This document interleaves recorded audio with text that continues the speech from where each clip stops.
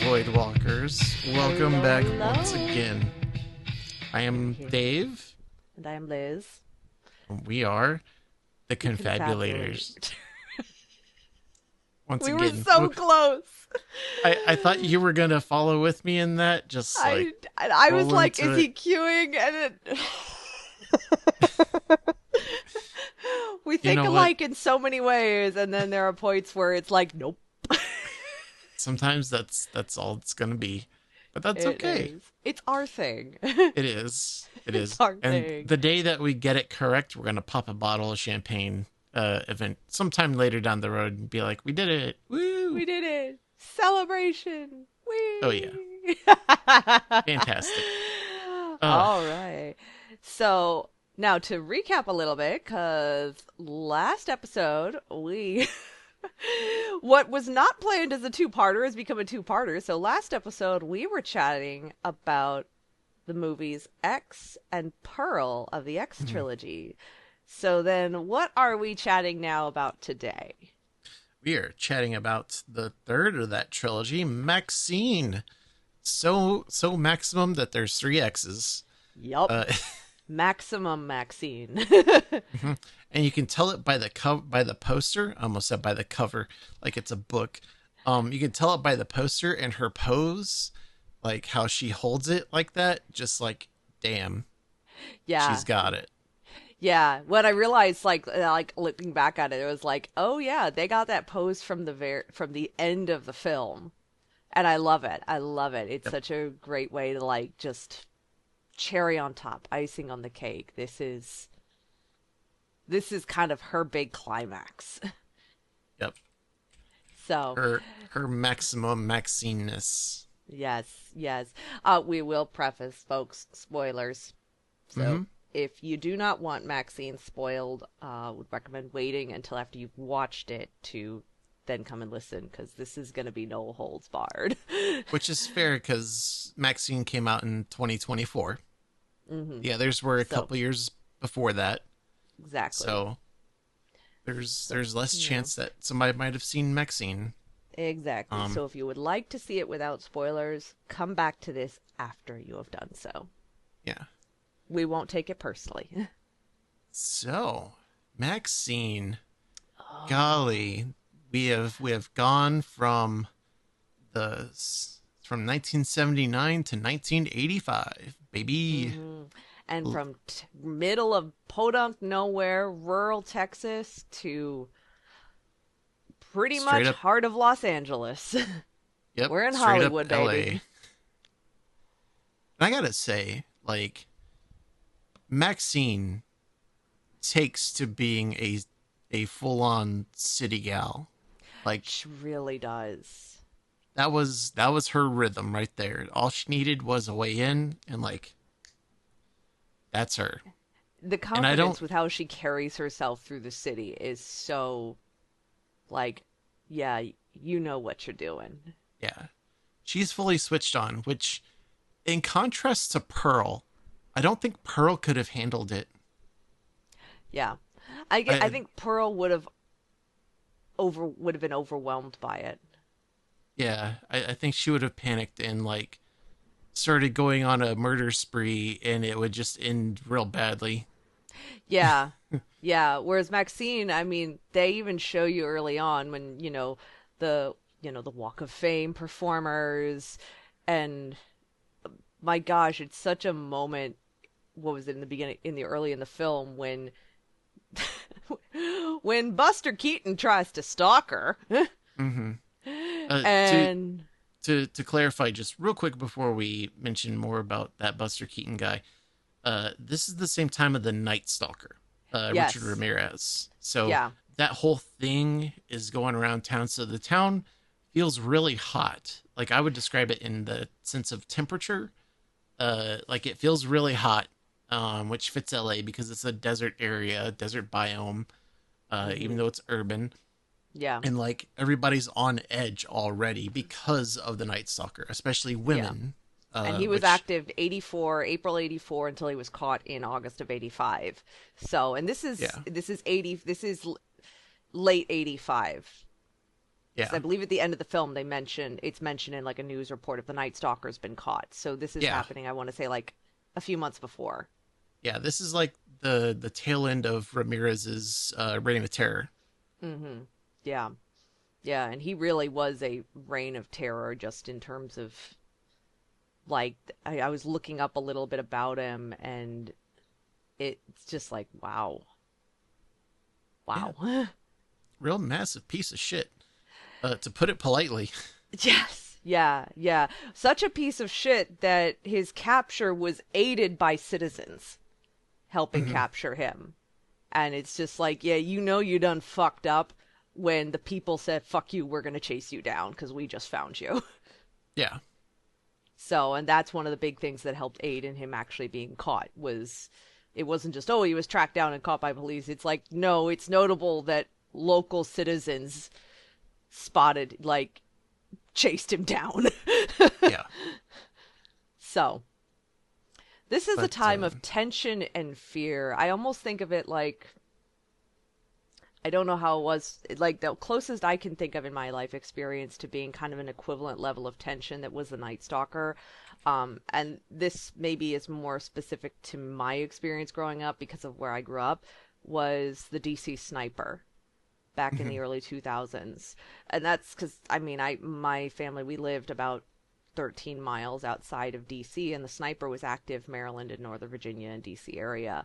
And so I was not nearly drawn out like for as long as like the Night Stalker was, but the extra layer of tension we lived with, like we would go to school, I would go to school, and I was in a small private school that the campus I was in a shopping center, and because they had a few spaces in the shopping center, but it meant that for the middle schoolers to change classes, there were a few classes where we actually had to go outside of the space we were in and go in like 6 units over to like another space in the shopping center, and we would always change classes, which walk out front of the building, this and then go into the next one.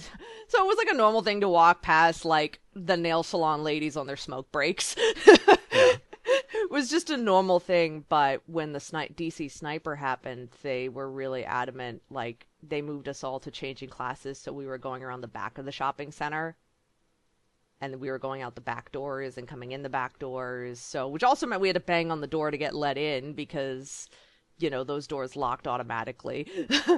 Yeah. So, but it's the closest I can think of an experience to the kind of tension that you hear about with the Night Stalker. And even then, it's still not on the same level because this was a man who was going in and murdering people, whereas the Sniper was more distant, it's more removed, you just were paranoid every time you saw a white cargo van. It's Yeah. also kind of interesting, with, like, Dave, I don't know where you were living at the time, but, so, Liz, you were in Nova, Central Virginia at that time, and it's like, even down in, like, the Metro Richmond area, like, as far as I know, Malvo, and I always forget his protege who was with him. But like I don't think they ever came down this way, but even down here it was like there was that palpable sense of dread because of that aspect of them like being on the move, going up and down like I think they were going up and down 95 at the time, weren't they? I believe, I think, I can't actually When remember. It's been a long time. when did this happen? This was early 2000s. Yeah, Early I thousands. remember being late Yeah, middle it was school, after, early high school. it was about, um, I think it was 9/11 was 2001, right? Yep. I believe it was later I know, Okay, I hey, found it. it's been 20 some odd years. Never It's never it's been forget. 23 years. Never forget. You know what? I have 9/11 down. Shush. Okay, I got the date. I got Priority. the I had 9/11 down. What was it? date. Because it was the same year, They I think. started October 2nd, 2002. Okay. Okay. So it was, I yeah, was because I was still- still in middle. I was in Houston. Okay. Yeah, and see, I was in middle school, and the reason I kind of like, I was in the same middle school, but because of the way, it was a small private school, so it felt very, what felt very hotbed about it for us where we lived and everything was because I lived so close to DC, so like, a year before 9/11 happened when I was in school. Mhm. And, like, it made everything feel that much closer because for us, 9/11, I think for the Nova and Maryland, D.C. area especially, it was you just felt the tension because you were that much closer to everything, Oh Yeah. wow. you Yeah, know? we think. I mean, we remember them as the DC sniper attacks, but you want to know one of the fucked up parts? They didn't start in What was DC. that? No, it didn't. Malvo started No. his killings all the way in Tacoma and was killing cross Yeah. country. Yeah. No, it didn't. It That didn't specifically start in DC, but it was the kind of it was around that whole metropolitan area that has been growing and growing and growing over the years. Yeah. Because when I was a kid, DC area was considered a lot smaller, and the way I would joke with people, the way you could tell it was how our traffic reports go, because the major traffic radio station in the DC area started doing the reports further and further out. Like I remember my parents being like, well, before I left that area, being like one time, like in like the teens, like I want to say like around 2015, my mother being like, yeah, it used to be nobody ever talked about Haymarket, Virginia on the traffic reports, and now it's normal. And that was getting way further out from the DC area, but it was because in terms of the area they need people, where people were coming from, commuting from, was getting bigger and bigger and bigger, to where it was just like you were going well into Maryland and Virginia to cover yeah. to is what was considered DC area. I mean, it almost stretched all the way to Richmond by the time, I was in college, as Yeah. far as what was factored. So I think for me, that was like I think But it's. Oh, sorry, Dave, you go. oh no, you're fine. You're fine. mhm. But to kind of steer us back, Yeah. I know that each of the movies has kind of their own theme and their own feel. Pearl, we just talked about, has kind of that homey, like Disney-esque kind of uh thing to it, basic like war bond, support your troops kind of dealy. Oh yeah, And it's the old then timey movie feel to it. yeah, and then X has that Texas Chainsaw Massacre classic kind of feel to it, even though there's no chainsaws. Um, Surprisingly. yeah, surprisingly. But and then Maxine is probably my favorite, because it's more of a murder mystery thriller type of thing. In It fact, is. it is very giallo. Are you familiar with that I am specific not. genre? No. So it's an Italian cinema kind of thing. It's kind of like there's a pulpiness to it, crime pulp. There's like murder mystery with like horror kind of elements to it. You never really like see the killer until like the final act. Usually hmm the little bits that you see of them, they'll have black leather gloves, Oh, and and this definitely did you'll that. you'll hear the leather of it, just the creakiness of it and whatnot, right? And this There's a lot definitely of did exactly that with the killer. yeah, there's a lot of like full on wearing black and all that stuff, to keep them a mystery. There's like elements of film noir in them. Not necessarily the black and white shadows kind of thing, though that can be part of it, right? Because we see in Maxine, there's color, and they utilize those colors very well, very They prominently. do. They But do. but even then, like a lot of those things kind of uh have Jala elements where they take in things like the psychological and like the stalking. You don't know who it could be, or where they're coming from, right? And a hmm lot of the characteristics from Giallo found its way into American slashers. Yeah. And we've seen that kind of stuff in some American slashers. For example, the classic Black Christmas, right? Mm. Um, or the first, I guess I would call it Elements in this case, but the first Friday the 13th. We don't know Mm-hmm. who it is that's killing the counselors and stuff, but Yeah. it's got that kind of sort of Giallo-esque feel that we don't know who it is until the very end, the final act, the person's revealed and stuff. It's a little bit of you almost get from the killer's perspective, but it's like just a little bit over their shoulder for you to know there's something there, but we can't quite. You're trying to put together pieces based off the little bit. It's like somebody put a camera like right here on their shoulder, so you Hmm. know you're seeing things from the angle of the killer, Yeah. but you don't have quite enough information to And, identify it, so you get that tension too of something's coming. yeah. And with Giallo, there's also a lot of stalking of women specifically, right? Hmm. Um, which I think is also why they chose that year and Yeah, location for the Night Stalker, it was is a very because it kind of helps to veil who the killer is by making you think that it could be Ramirez, yeah. who's doing the killings and is also stalking Maxine. And It then also sets up that tension and the empowerment kind of the themes like we saw in X of empowerment. It helps set up that tension for what is the experience of Maxine as a woman in a yeah, big city, um, when women have been targeted. yeah, You know, and there's a lot of exploration of certain types of like sexuality within Giallo as well that yeah. is found. Hmm. So it's a very odd slash interesting blend of these topics, Yeah. and No, I a agree. great example of it, Maxine. Very much so. Now, when we start the film, we first meet Maxine, like, yeah, they basically flash. It's 1985.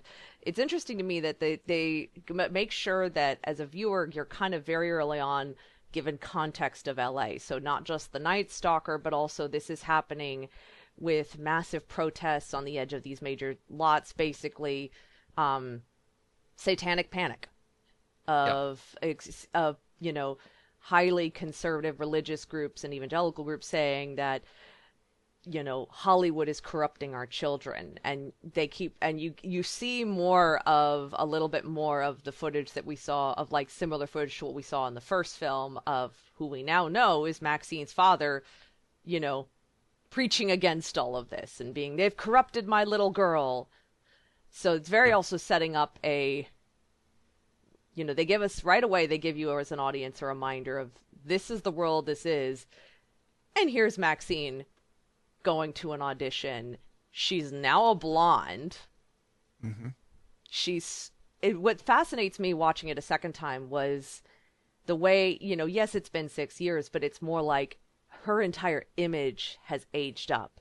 Whereas when we first saw her, she was kind of, even outside of filming in X, when she was just going around, she was very childlike. She had the brown hair, the sort of bright, sort of childish eyeshadow almost. Hmm. And then even the character she was playing, the Maxine we meet at the beginning of this, she is not that. She's like taking Bobby Lynn's look, but taking it even further, where she's just like, it's the blonde hair, the dark eyes, you know, the more sultry clothing, Yeah. you know, and then walking into this massive warehouse for an audition. So she is still aspiring to be a star, Yep. which And she nails it. that was so. I liked that. I also found it very, I don't, the way they handled it, I thought was very amusing because it's like, okay, she's auditioning for a movie. And then just like the tail end of the audition, they go through all this really powerful stuff and then show us your breasts. Yep. And the And way they dealt with that, because they don't, it's not like you see anything as the viewer, but just that it very much how confident Maxine is, because there's no question. She's just like, boom. yeah, and it has nothing to do with the fact that before this audition, she's been an adult performer ever since she escaped from Texas and made her Yeah. way to LA. Yeah. Um, and that's been kind of her background, is like she's gotten experience in adult acting, as in pornography. Yeah. And because of the comfort that we've seen of her before, even though she's like younger and stuff like that in X, she still has that confidence in herself and who she is and her body to an And there's a real extent. and there's a real ownership that's even evolved into a stronger ownership. Like there's now, you know, she owned it in X, and now we look like we come to her now, and she's very confident. Yeah, which that was where I was going with it. Is now in LA, it's kind of accentuated that even further, which Yeah. makes me think that her performances, she might have started off as like in one or two spots where she was just like, that I don't even know where they would put it in adult films, like newer performers, if they would put them in like the middle or at the end or whatever. Probably somewhere in the middle, because usually people are probably watching the first or last scenes. Hmm. Um, but she must have done something to particularly stand out. Yeah. And she took ownership of that, and the director, whoever it was, saw her and was like, I want you as like the star for the next film that I'm doing, and Yeah. kind of snowballed from there, right? You get the impression that for what it's worth, she's been successful. Like she's, like when they show her apartment later, and yes, this is Los Angeles in the 80s, but it's still Los Angeles. It's not a cheap, life. And yes, we do see that she doesn't just work in this one place, that she does some other work too at that, like, sort of like, I forget what you'd call them, peep show, quarter peep show, whatever, Yep. private show thing. So she does other work, but there is definitely, she's in a community Yeah. of other performers, and she's been successful enough that she has her own place, you know, she's getting by. And she's getting Yes. by, maybe not wealth comfort, but, you know, she's got what a lot of people would like to at least have when they come to LA, which is to be able to say, I live in a place that's, I have what I need. She's got like she's doing better than well, or Yeah. making it by, like, after she like comes out, and I think I talked about this in the last episode. She goes down that line of the other actors and she says, y'all may as well go home because I fucking nailed it, right? Yeah, And she she's so hops, confident. yep, she hops right into her convertible, I think it is, with Which, by the way, the her name. plates. Yep, that is the title right there. And they do it really well. It's like, not only is this the title, bam, her license plate, Maxine with three X's, but it speaks to how confident she is, and it speaks to how, like, it speaks to LA, it speaks to the effects LA's had on her, it speaks to how much it's amplified who she is deep down, Hmm. and it speaks to like how successful she is and how she, like, I don't want to just say eats it up, because that sounds Well, she's it sounds like ambition. really greedy. It's more Ambitious. she's very ambitious, and she's It, driven. She's I, very driven. yes, and I think that ambition and drive, I think you can kind of see how some of that might teeter a little bit to a negative, but I think overall it's a positive for I have Yeah. a her, question for you Yeah. right? about Like, that. So yes. last week when we talked about Pearl, you guys noted that Mhm. that Pearl does the exact same thing in her audition too, doesn't she? That um like she does, you mean like like the takes it, owns it? not quite She the put owns it part, but like I remember you guys talking about her like kind of flaunting her confidence before it kind of falls apart on her Mhm. Pearls, when I leave. think. Oh, you go ahead. I would say Pearls. I think with that, this is where we see some distinct differences. Is Mhm. that Pearl still goes in, I think, with a measure of anxiety. For her, her audition is her escape, so it's almost a Yes, desperation to it. And I she agree. also thinks she is, but they also never really show the audience what actually happens in the audition. We see like the very first like four beats of her dancing, and then what we see after is more Pearl's kind of what her headspace is running away with. which always has led me to kind of question, because there's such a desperation to her of, and sort of a, she's come to believe what maybe a few, what the men who've admired her have said, that I have to wonder, was she actually that good? And then when they tell her no, she's more desperately saying, I'm a star. Because she's also getting her reality crashing down on her.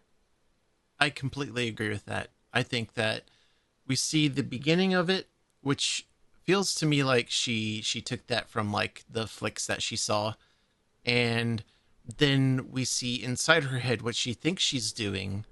We never see it from the perspective of the judges. It's always on Pearl's perspective, which is why her colors and her dress stick out so profusely versus even the background dancers who are in dull, desaturated, like greens and grays. The background is also desaturated. It's all about her. It's all about like her, as well as like her desperation, like you say, because we see that buildup of desperation all throughout the film of her trying to get away from this world that she's in, for good or ill. And the moment that they say, no, we're looking for someone more blonde, someone who's got that X factor, specifically. Yes. Then we cut to her wailing louder than anybody has ever wailed in their life. Whereas with Maxine, I think she's probably had like auditions when she first got to LA where they're like, I don't know, or she doesn't get a call back or whatever, which is typical, especially if like you're new there, unless you're like somebody who looks so specifically distinct and like you just kind of like stumble into like the right role at the right time with the right person who's looking for you, right? Which is very rare to happen.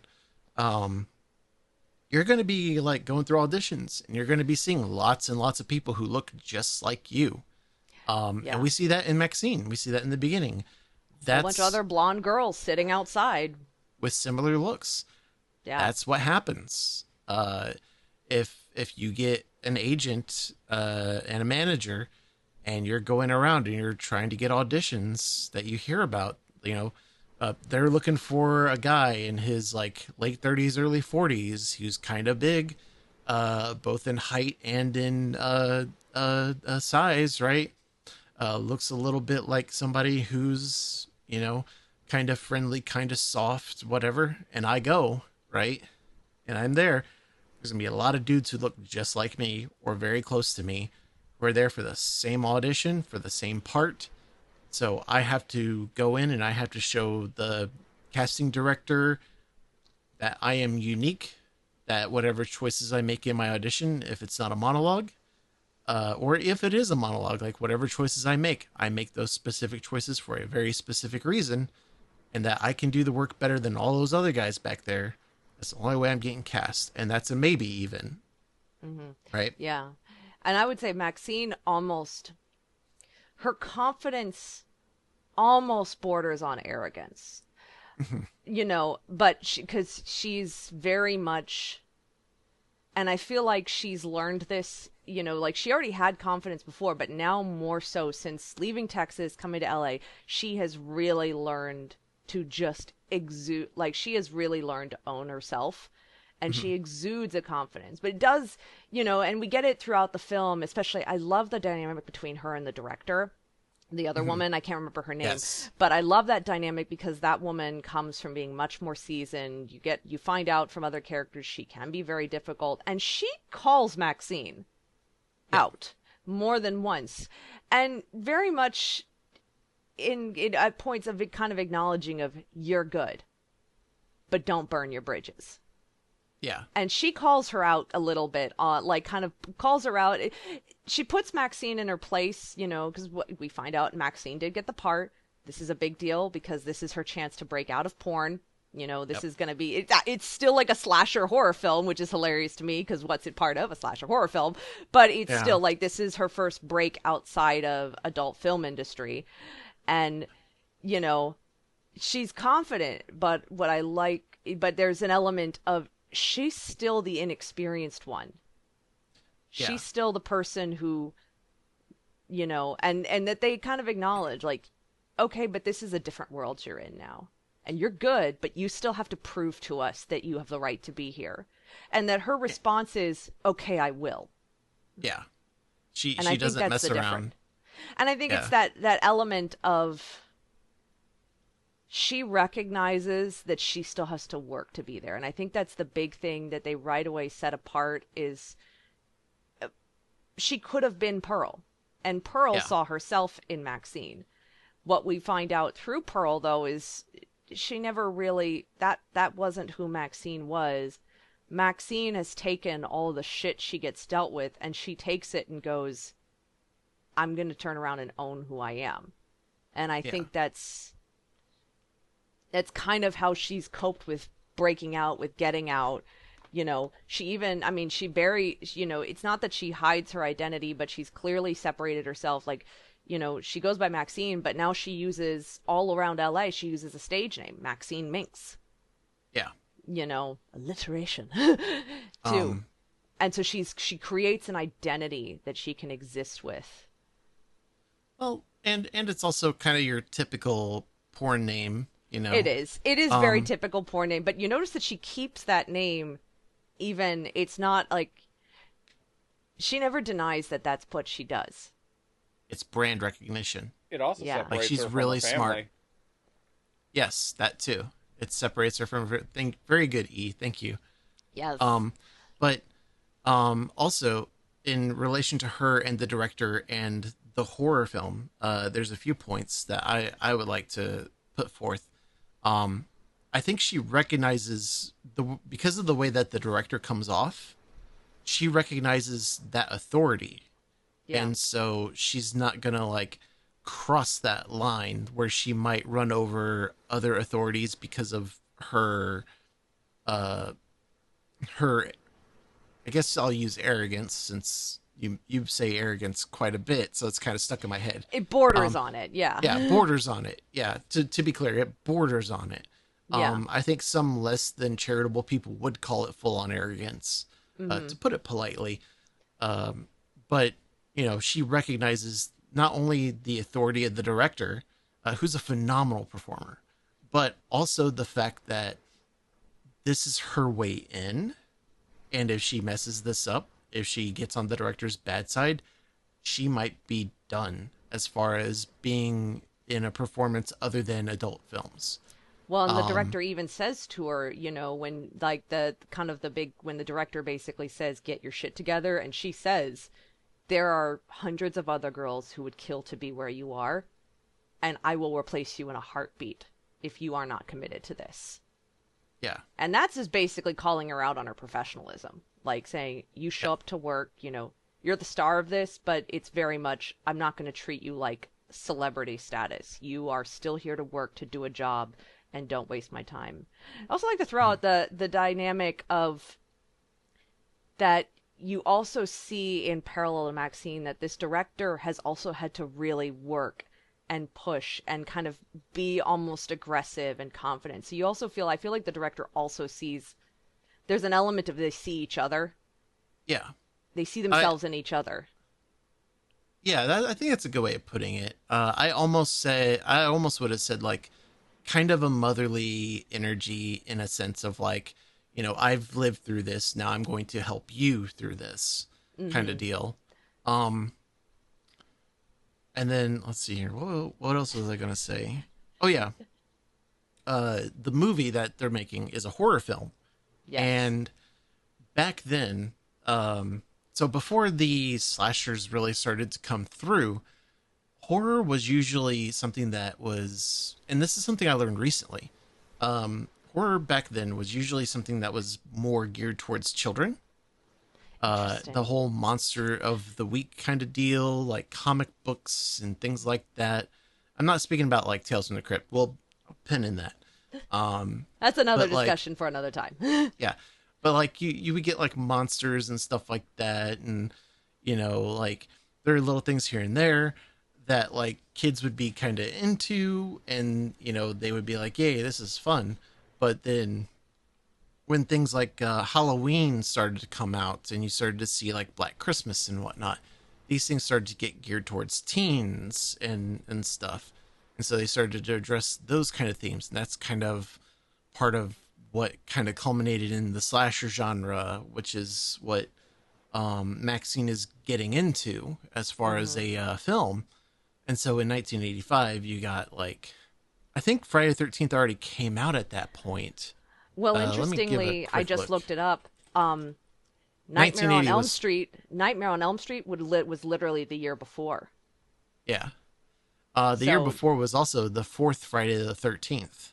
so yeah. So So there's now you've been a had to lot start. of So you've also started to see slashers. kind of franchise within of sequels of horrors, and then again, I feel like Nightmare on Elm Street. That one's a very '80s associated, Mhm. like teen and young adult targeting slasher horror film, and that would have been just the year before.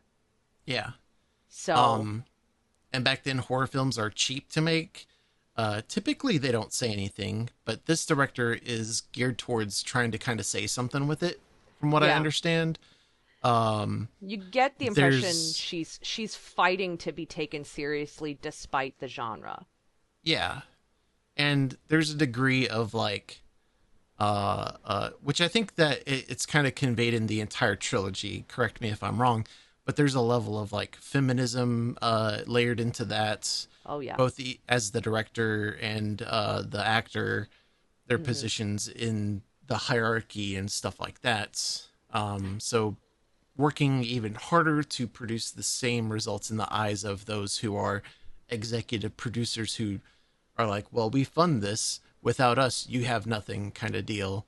Um, They're fighting to be treated as equals in what is still a male dominated industry. And I think that's why the director, you have the elements of the director seeing herself in Maxine and yeah, recognizing where Maxine's at, but also recognizing here's, you still have to play by the rules.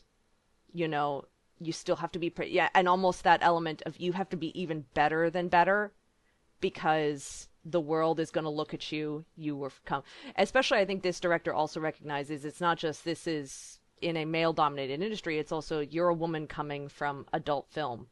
yeah, She very much is kind of confronting Maxine with you have the talent, but you are going to have to work twice as hard for people to take you seriously, and part of the way you do it is you be more professional than any of the rest of them. yeah. You Which basically be so good they can't say anything. yeah, which I can't imagine that kind of pressure. That's just like mind and will breaking pressure. Yeah. But she takes it on like a champ. Like she does the thing. Um, Hmm. And you and it's see her funny, do that like despite the fact that she gets confronted with things that she's clearly tried to escape from that are clearly sources of discomfort for her. You know, when her past starts to come back and she starts getting, you know, the sort of gets the VHS tape of the footage from the police footage that's now been saved from the porno that she shot in Texas and yep, all this other stuff that she's that stuff very much targets her at something she wants to separate herself from yeah. and creates anxiety. Um, one of the funny things um in this story, and it's a small thing, is when Maxine gets in the car, her car, Hmm. and the I'm gonna call him a PA, the producer's assistant guy with the clipboard and the I think he's got like a little head thing on. He Yep. comes up to her and he starts talking to her, and then like as he's going away, he turns around in their first meeting. He's like, "I really liked your like performances and stuff." Like I love Uh, your work. yeah, I love your work is what he says. And knowing what her work is, you kind of imagine that he has a collection of VHS tapes that's like massive that Yeah. focuses on like her being in the catalog that he has.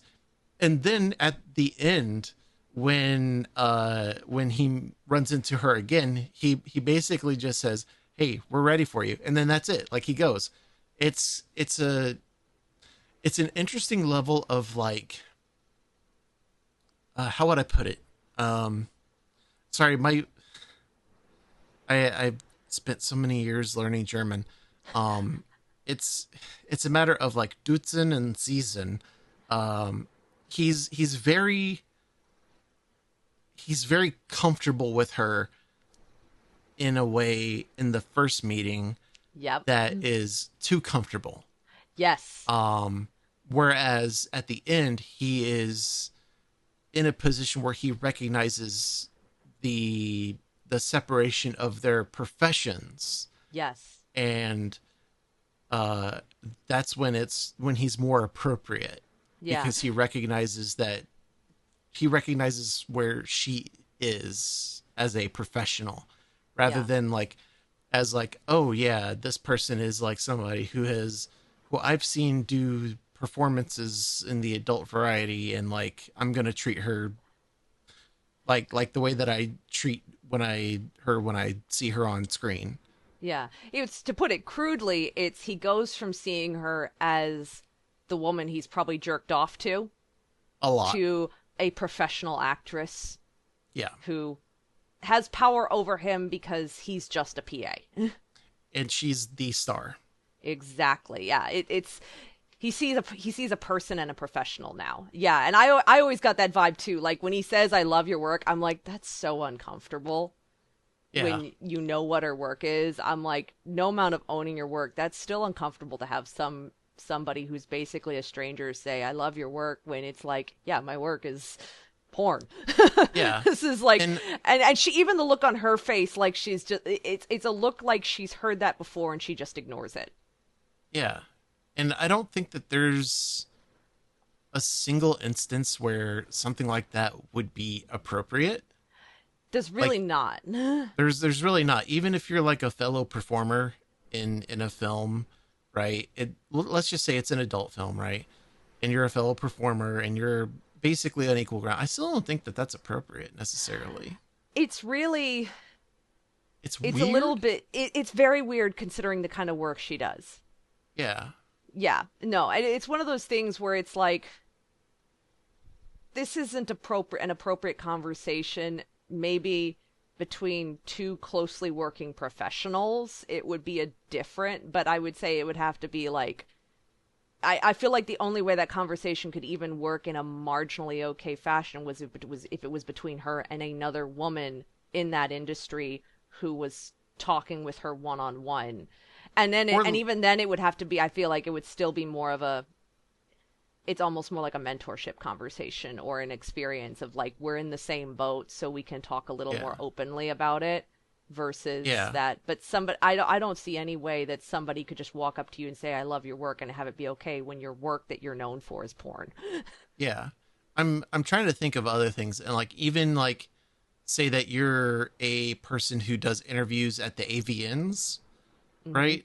I think that's what it's called, the AVN, the where they celebrate the industry and give out awards and stuff.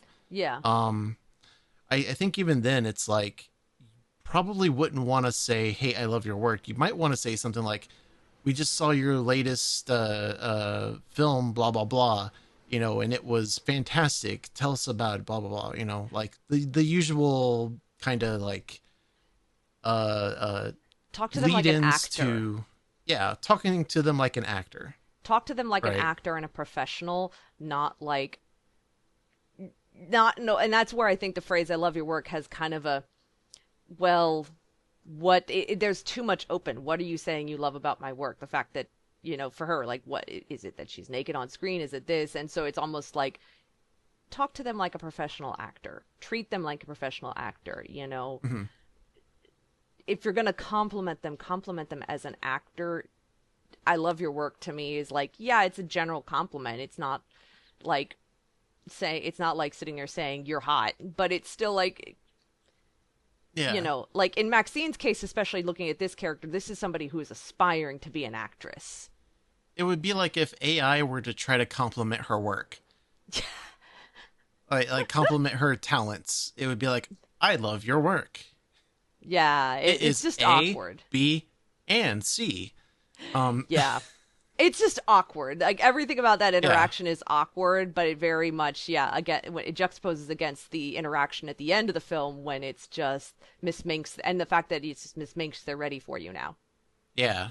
You know, He where he now uses it's her last name and puts some respect on it. yeah, yeah. So it's very we're stepping away from that identity. And I think that's one of the big things we're seeing in this in her. She's kind of there's a big element of she's trying to shed the last of like the identity of an old identity, Yeah. you know, and she's already been working hard to do that. But And now she's it's Yeah, and she's, done a lot. I mean, not just the convertible, but I was also going to add in like she's got a really nice apartment in like a a decent big part of sized apartment. LA, Yeah. I would say, Well, right? decent size. I Um mean, yeah. I mean, to me that's big in LA. Uh yeah. having lived in Burbank, like I had a Yep. studio apartment that was super expensive and it was about the size of this room that I'm in right now. It wasn't much bigger. Yeah. And even Um if the economy is different now than it was then, it's still like LA's a big city. Cities are expensive. Yeah. It doesn't Here, matter. Yeah, it doesn't matter like what time period. It's expensive for that time period. exactly. And she works hard for it too. Like it's not like she's sitting here just soaking up, you know, God, I hate using this term, but like soaking up handouts or just like being. It's like you really get the impression, like who's it that says, you know, oh, I'm going to a party on this, and she's like, nah, I gotta go home, I gotta do this. Like she is One of her work buddies. motivated. Yeah, Yeah. when her buddy is like, come to a party, you know, in the hills, it's a big producer, you know, this. Her response isn't, oh yeah, let's go. She's like, I've got work to do, Yeah. and And she's got that that focus and drive. and that work has also given her the best agent slash attorney ever, Giancarlo Gosh. Esposito as Teddy Knight, Esquire. Him in God, that movie was just amazing. Can we go over the fact that that man is brilliant in any and I everything love he does? him. He's I love amazing. I love Mr. Esposito. Oh, he's so good at, like whenever I see his name or a face come up, I'm like, I'm excited. When I saw him in this, it was just like, oh yes, and playing such like the agent and lawyer, and just Yep. very. Once again, like in X, we have a male character who's really also focused on empowering the female character too, Yeah. which again is, and there's, you know, this is an interesting one where I think we come up against a few more, because the thing that stood at me, the other thing that stood at me watching this the second time was, you know, it's Maxine, of course, she's in, you know, she's still working in the adult film industry, but like even the cops, you've got the guy, but then his senior is a woman. So you've got these elements of women in traditional male roles, you know, the director, and who've had to, who you kind of right off the bat, the way they're portrayed or the way they hold themselves on screen, you know, they've had to fight to be taken seriously, Yeah. you know, and I think the officer offers a contrast from the director, because she's a little bit more of a, especially when she later tells Maxine of, you could save these girls, why don't you? Yeah. So it's a little bit of two perspectives on it, because then you get the director who's like, this is your job, here's what you're going to do. By the way, I love the fact, I don't know why it stood out to me, but I always love the fact that that director, like, there's an element of she does really still understand where Maxine's coming from, because I love how her response when Maxine is kind of really starting to feel the anxiety of being targeted, she goes, take the weekend, get yourself in order, and if you're really serious about this, this is when I expect you. Yeah. And there's something very gracious about that, but also speaks to the fact that she knows what it's like to be a woman in this situation, Yeah. and to have other things, and to be going through the change that Maxine is also going through, which is moving out of where she was into a new world. Yeah. So, you know, and I found that interesting, especially the dynamic of, you have the one cop, the other woman, and then you have the guy who you find out, especially towards the end, when he comments of, you know, I once wanted to be an actor, and you realize, like, he's kind of like, he's one of those guys where I'm like, kind of a dick, even if you mean well. Yeah, But he always he's a real kind of piece feels of like shit. he's trying to have to be a performer too. Like it's like, oh, you didn't make it as an actor, so you're just trying to take that same bravado into being a cop, and you can tell his partner is just so over it. Yeah, it's like Willem Dafoe in Beetlejuice. Uh, The number of times she looks at him like she wants to drop kick him, like, or like the time that scene in the like with the bodies and Maxine's like in the morgue and they're talking and he says it and then she just turns, looks at him, and goes, "Really, yeah, really." yeah. This guy, he wants so badly to be an actor, and yet he's stuck as a cop. And Yep. it's not like he's necessarily like upset about being, say, below rank versus I think her name is Detective Williams. Something like that. Um, Yeah. but it's more like he would rather be acting than be a cop. And I think there's a degree of jealousy that he has with regard to Maxine. Especially because it's like, I'm here having to solve a thing. You're getting the easy way out. You get to be an actress in this, and what we're seeing from the viewer side, what you're seeing is it's not easy at all. Yeah. And she is struggling because she's also being targeted, and she doesn't really understand why Yeah. at first. Just that somebody has brought her name in, and it's interesting to me that in some ways, like, her first response is avoidance. hmm And she sort of goes through a series of like stages of responding to it that lead up to Or the climax. or the Mask of a Thousand Faces journey, where she tries to not be a hero and then eventually she has to like take up that sword and become the hero, Yes. kind of deal. Um, Yeah. Okay, but can we just, I'm gonna, what, we can put a pin in more of it for later, but the turn when she goes to the nightclub. yeah. Oh man, the turn in that moment was just mwah. Yeah, we gotta talk about that when we get to it. Also Um, about the fact that we got Kevin Bacon back. yes, And man, he is good at playing a sleazy private eye. he is like, I feel the bacon grease coming off the screen. Emphasis Uh, on the grease. yes, Like, this this is like the guy. bacon that has no meat to it. It is just grease pouring off it into the pan, burning Yeah, shit. it's just a slab of white. There's no meaty pink to be found anywhere, and like, he looks like somebody who hasn't taken a bath in 2 weeks. Uh, Seriously. But doesn't even bother, and if you ask him why, he's going to give you some very long-winded explanation that amounts to, "I don't give a shit." or he'll be like, "I was on the job, leave me Yeah. alone." Yeah. He's Um, also just a very, like, talk about being good at playing a man who loves the sound of his own voice, because, man, you figured that out right away with this character. It's like, this guy. It sort of adds to another underlying element of this film of everybody's performing. yeah, yeah. And Everybody is trying to be the star. yeah, there's only one character I feel like, there's only a few characters who I feel like aren't really performing. And, Yeah. you know, one, I think that, and the detective, yeah, we've got Detective Williams is the woman, Detective Mhm. Torres is the other one. And then, so I feel like Detective Williams is, there's like, it's She's not serious. performing. Yeah, she's serious. The director is Elizabeth Bender. That's the character's name. She's Okay. not performing.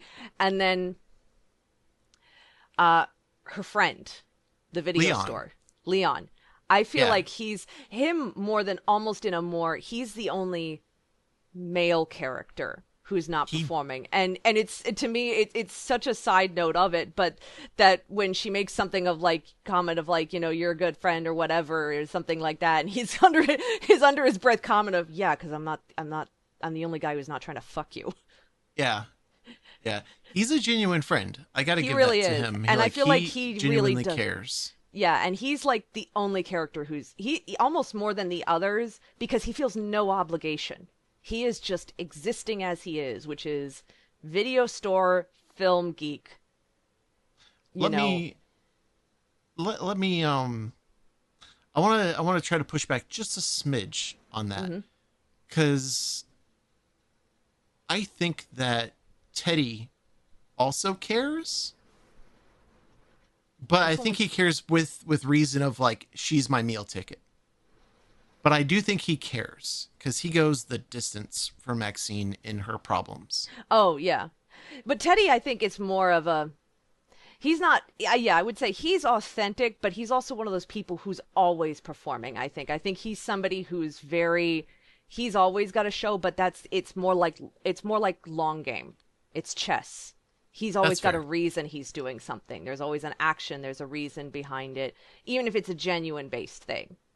So That's he fair. genuinely cares, but he projects. It's like the only person who it's like what you see is what you get, I feel like, is Leon.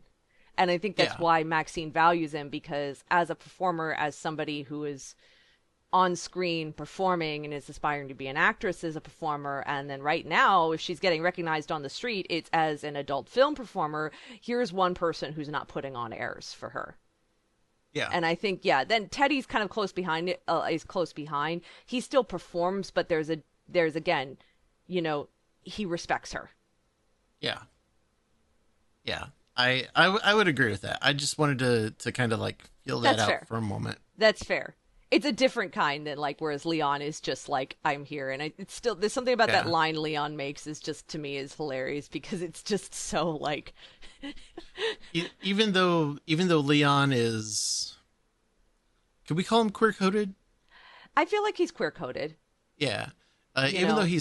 he's queer coded, like he genuinely cares. He's genuinely there for her. Like he didn't even have to necessarily say that line of like I'm the only one who's not trying to fuck you, Hmm. and we would still kind of get it.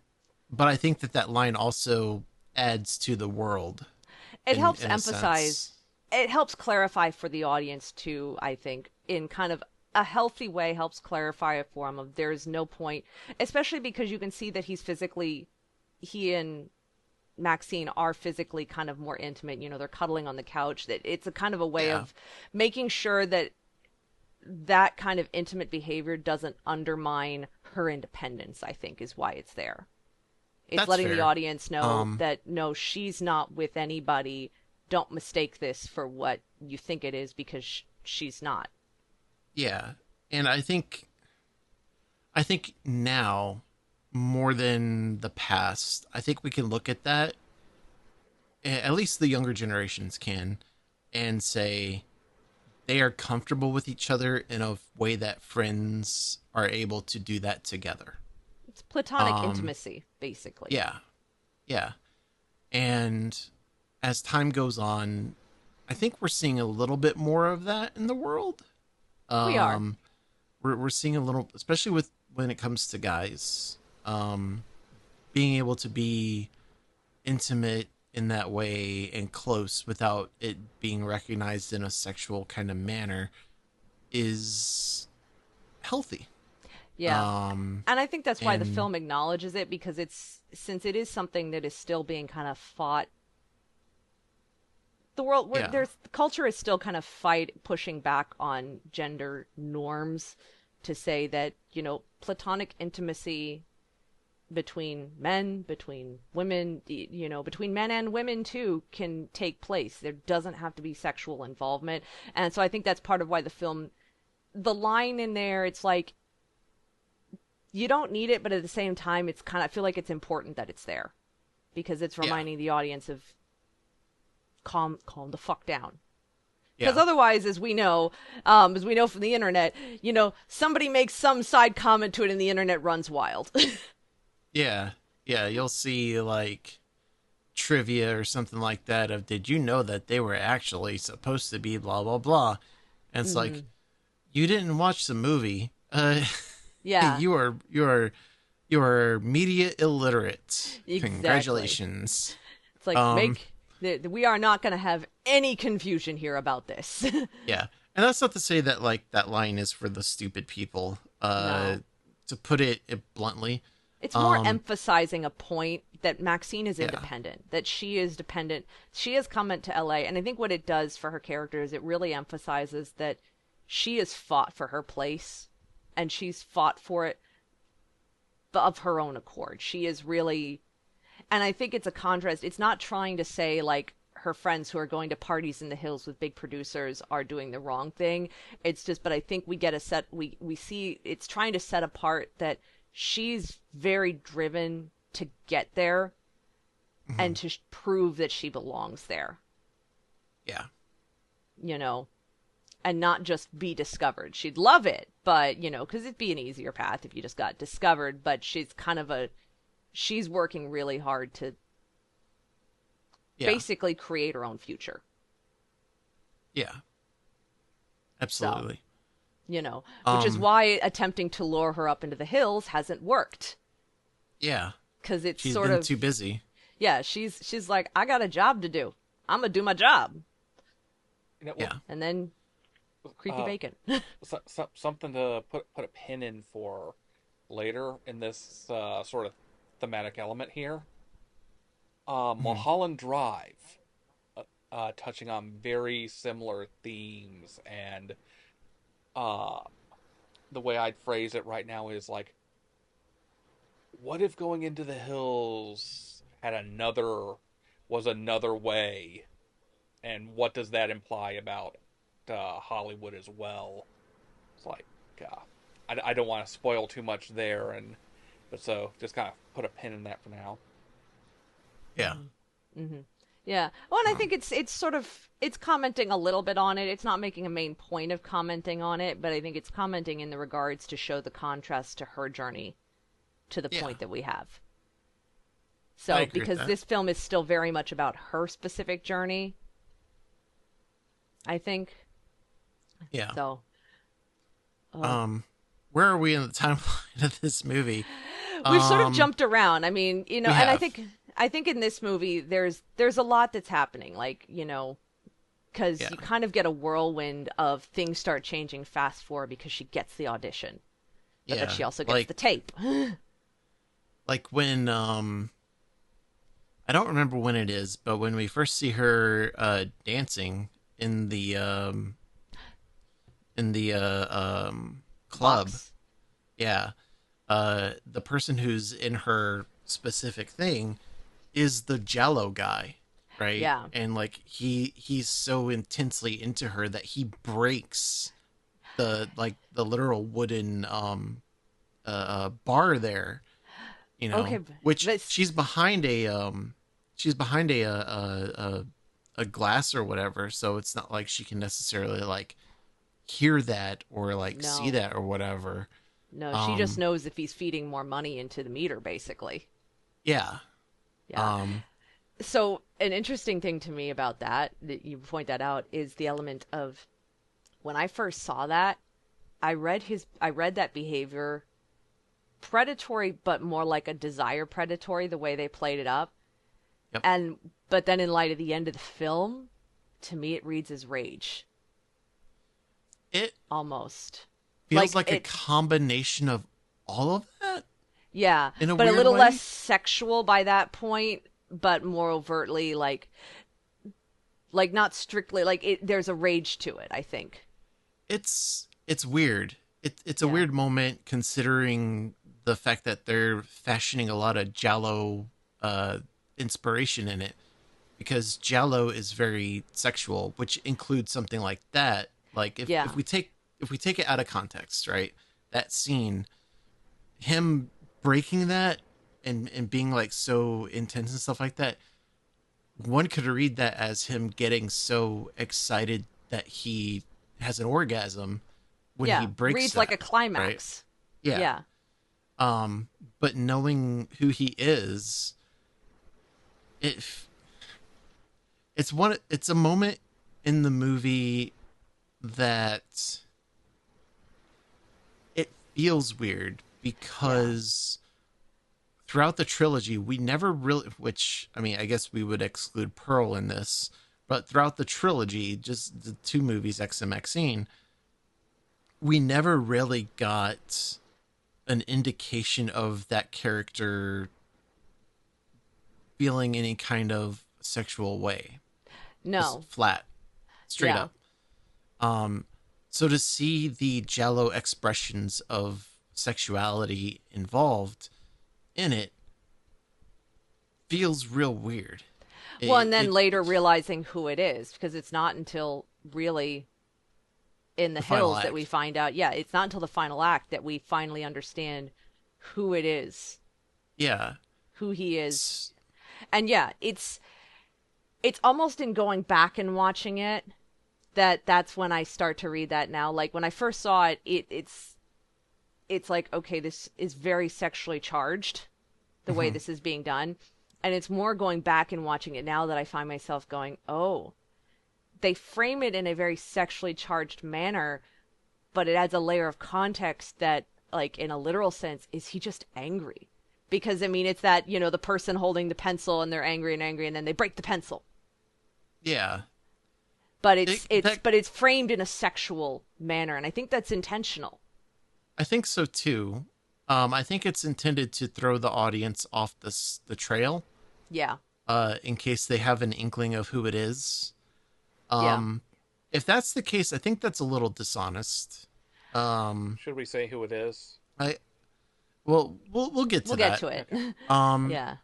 but I think it's a little dishonest, and the reason I think so is that I think there's throwing a red herring at someone, and then there's intentionally trying to uh, veil who it is to such a degree that it can cause something nonsensical to happen in your story. Mm-hmm. And I kind of feel that a little bit with this, with that moment, um, because typically when one reads cinema, when one reads like that and they have that understanding of Jallo and whatnot, even if they didn't necessarily know Jallo, upon initially viewing that scene, I could see it coming off as like sexual frustration and desire and whatnot. Um, but it it forcibly misleads you from thinking about who it could be by saying, okay, there's the sexual thing, and you know who it is, who it could have been, but knowing that information, you can cross that specific person off your list. But then in the final act, you see who it is, and you're like, well, I had no way to like, I had no chance of figuring out who it was. Mm-hmm. So the mystery part is cut off at the knees early by removing that possibility Yeah. through that conveyance of story. Can I Yeah. offer I a? guess to Oh, me, hmm? can I offer sort of maybe a synthesis there? One Okay. thing that occurs to me, like, and without saying yet who it is, when we talk about issues of sexuality and women, and it's true today still, but I'll just phrase it this way, especially back then, what is the it is inescapable to deal with and it is inescapable the aspect of who, like, yeah, you guys refer to it earlier. Maxine owns her sexuality. There's a strong sense Mm-hmm. of ownership there, but it's also like when we look at it at a systemic level, who has traditionally owned women's sexuality in society, like even if they are exhibiting it, who tries to control it, who tries to utilize it, who tries to make it theirs when it's not theirs. So when we talk about, like, I don't think necessarily that the rage and the the aspect of it being sexual in nature necessarily is a red herring or a means to trick, but I think it could also be like it is very sexual in nature, but this person feels a rage. They are not in control of this sexuality that they feel that they have the right to control. hmm that's kind That's of a what very I, good point. and that's kind of what it reads a little bit to me. Especially when we do find out how the character is, it puts into context even more that character is controlling. You know and what? is so controlling that they've. Wait, what? Those are good points. So when Yeah. I see it through that lens, I think that makes a lot of sense. So yeah, I think I'll rescind my comment there. I think that makes sense. Yeah. And it's like Yeah. just to touch on that societal aspect where it's more like and in this day and age, like we see so much of like incel culture as well. It's like these are people who believe they are owed sexuality, they are owed service, they are owed control of women and sex.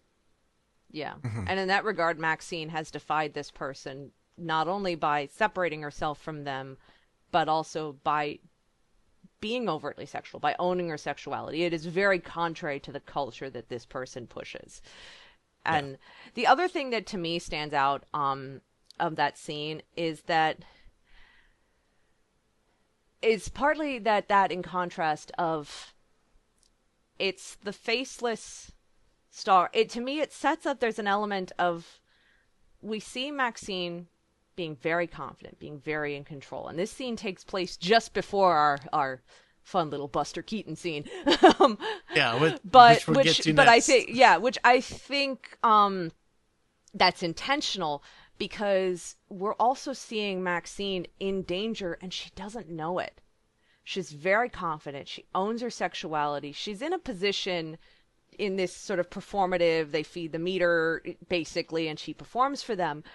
That you go on one hand, well, she's behind a glass wall, this, but at the same time, you recognize that there is a predator. There's a predator stalking her, and she doesn't know it yet. And so, as a viewer, I think it's meant to tell you she's in danger. And yes, we're seeing a character who's very confident in control, but she doesn't know what's coming yet.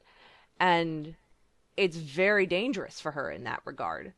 And then Hmm. to have that immediately followed by as she's walking home, she realizes there's something there. And I feel like the first time I watched it, I almost expected it to be that shadow, Hmm. that person, only to have it be another predator.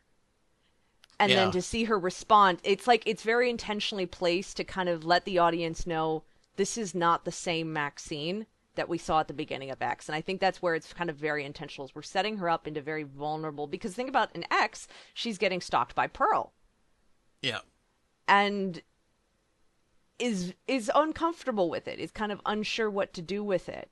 And so I think this is kind of their way of synthesizing and pushing in front of the audience of you're meeting a very different Maxine. She's literally, quite literally, grabbing the world by the balls and And crushing I think and I think that by the end of X, she's had a bit of a revelation wherein she acknowledges that more so than ever she needs to protect herself.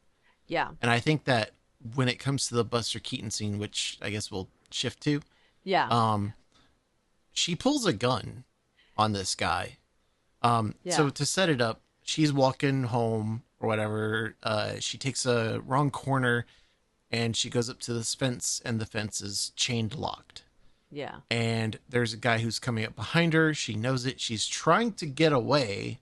Like she's trying to figure out a way to open it or to get over the fence or something like that. He comes out with a switchblade, hmm. right? And It's he's very vulnerable for her and very familiar yeah. in some ways for a lot He of women because it's, oh shit. yeah, he looks very much like Buster Keaton. Like Yeah, they picked a good actor for that yep. look. Um Also, and don't then trust that street performer. yeah. And then when he gets just close enough, she turns around and like has a gun pointed directly at him. And her whole Like demeanor changes in that moment when she turns around. It's like she goes from being the weak little damsel that he's clearly stalking because he's seeing, ooh, target, target. And when she turns around, it's like Valkyrie. yeah, like the turns tabled as they say. Mm-hmm. Um and so she gives Buster a lesson, and she talks about how she's killed people before and stuff like that. And then she gives him a good busting by busting his balls, um, Literally. literally.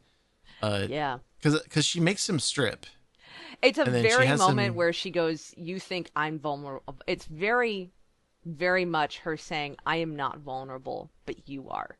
And her Yeah, turning the tables on his assumption of dominance over her. yeah, You and know, like when she has him on the ground and she literally stomps his balls. Um, I gotta say, I look away I do because that's too. hard to watch. That was pretty Um, gross. I think that's something that's hard to watch for most people. Um, and not to say that it's not an important note or anything like that. I don't think it would qualify as extreme horror, which No. if you listen to previous episodes, I've talked a fair bit about of like splatterpunk versus extreme horror and like things in between. Um, and I don't think this trilogy is extreme horror. I think it's very much splatterpunk in Yeah. the sense of how it uses gore and horror and such. It's very Um, deliberate. yeah. So like even though this moment is hard to watch, uh, presumably for most people, um, it's still something that doesn't feel like it's too much. No. It feels like it's saying something, Yeah. and it's like in a sense it feels pretty good. Yeah. Well, it's one of those things where what's interesting to me is it sets up also very quickly that Maxine lives by her own rules Yeah. and her own and does what she has to live by them. And I think it sets up very effectively that because on a legal, socially appropriate standpoint, she's just assaulted the guy. Like, Yeah. just, you know, yes, he started stalking her, but very quickly when she turned the tables, she was no longer the person in danger, he was. Yeah. And it's cathartic. I think it's meant to be a little cathartic because, yay, she didn't get jumped. Yay, she took control of the situation and very, very quickly owned it and undermined him and proved that he's really just, you know, he's not that strong. That he's really just weak willed, that he was looking for opportunity, and she's proved I am not an opportunity. It also sets up, because it's before we start getting dead bodies on, the murders, the dead bodies, the police on screen. It also sets up that she doesn't really, she's not out there to break the law, but she also doesn't really, it's more like an amoral. Yeah. Like, She she's, knows she knows the city she lives in and she takes care to be safe, yeah. however that may need to be. Yeah, it's sort of in other genres it's like the anti-hero, the person that doesn't necessarily follow the law, but they're not the bad guy either. They just do what they have Actually, to get shit done. And I that's wouldn't be very her. surprised. I wouldn't be surprised if she was licensed. I wouldn't be, Um, yeah.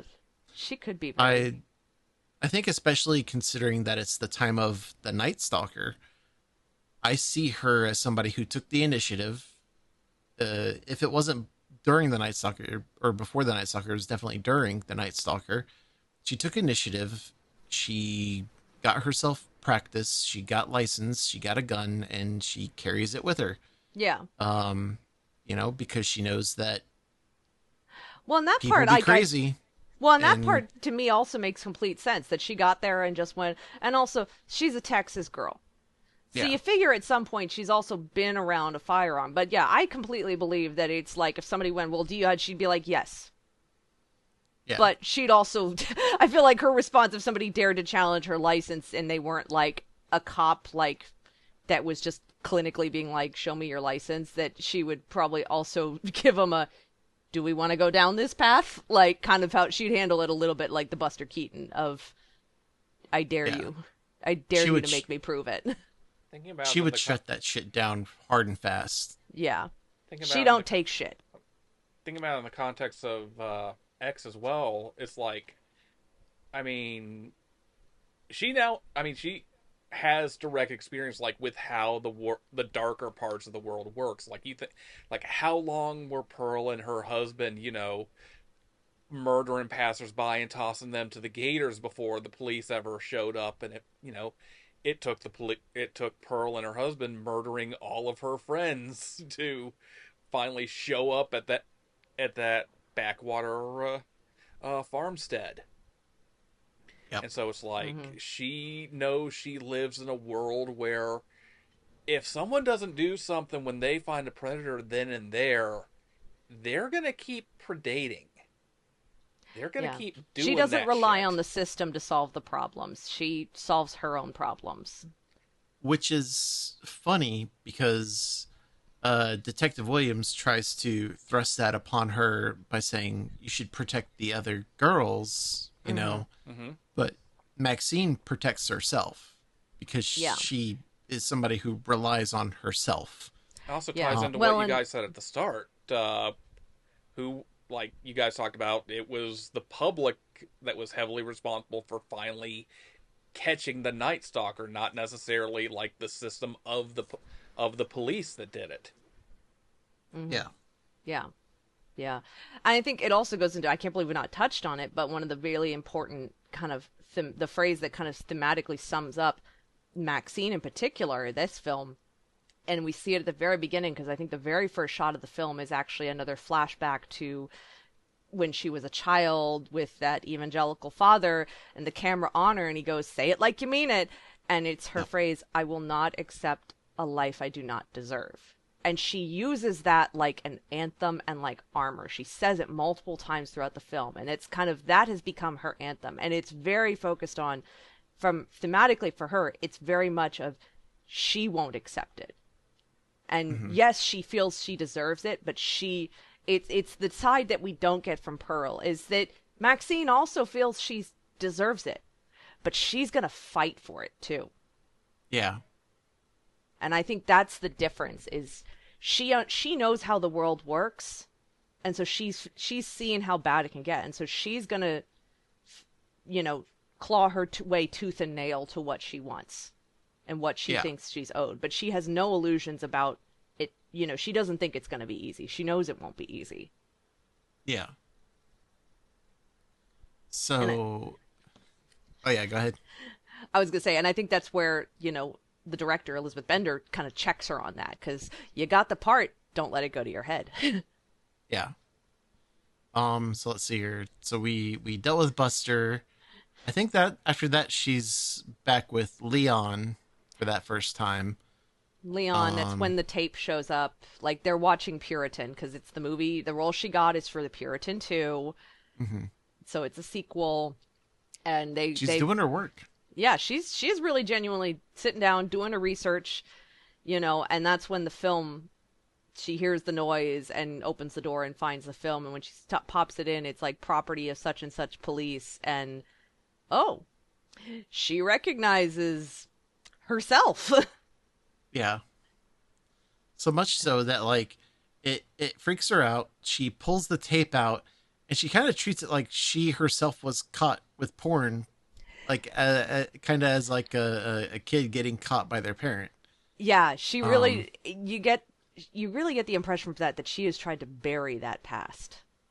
yeah, it's a very vulnerable moment that even the comfort of Leon is kind of not something that can soothe that Yeah. um moment. And and I appreciate that actually about this film, with the way they characterize her, that she's strong, but she is still a very vulnerable person. Like, this Mhm. targeting very deliberately, you know, she still projects that aggressive confidence, like to Kevin Bacon's character, um, and everything, but you can see that there are points where you can see she's scared. Yeah. She's scared because she has tried to bury this, and now her past is coming back to her. And you also see, I think, the scene in um the props, or in hair and makeup, when she's the effects shop with God, the that's other young. intense. Oh, I see. And I think that scene is so important, because I think it justifies, to from a viewer standpoint, it justifies why this woman who's so confident, so ambitious, so driven, is so undermined by this presence of her past. Hmm.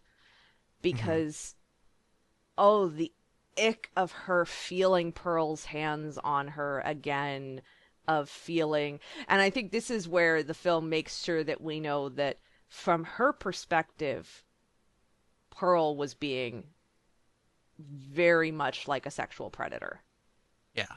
And it's a vulnerability that she has tried to push away and shove down and move past. And she's done so basically by running away from it. But, I mean, I don't blame her. That's, Which I will say, quick aside, the person who plays the effects artist, commonly seen in a lot of A24 movies. Really? She was in Heretic and she was in Companion. Interesting. Ah. Yeah. That's some people with some history in there. So yeah, she did such a good job. Just the contrast of just this is every day, it's so casual, but just that when she finds Maxine like gasping on the floor, just I appreciated that she as a character again recognizes it's not a oh my gosh, it's this, it's are you okay? She knows what to do. Yeah. She's been in that situation before. And because realistically, what she's doing with Maxine right there, the body cast, that is very typical.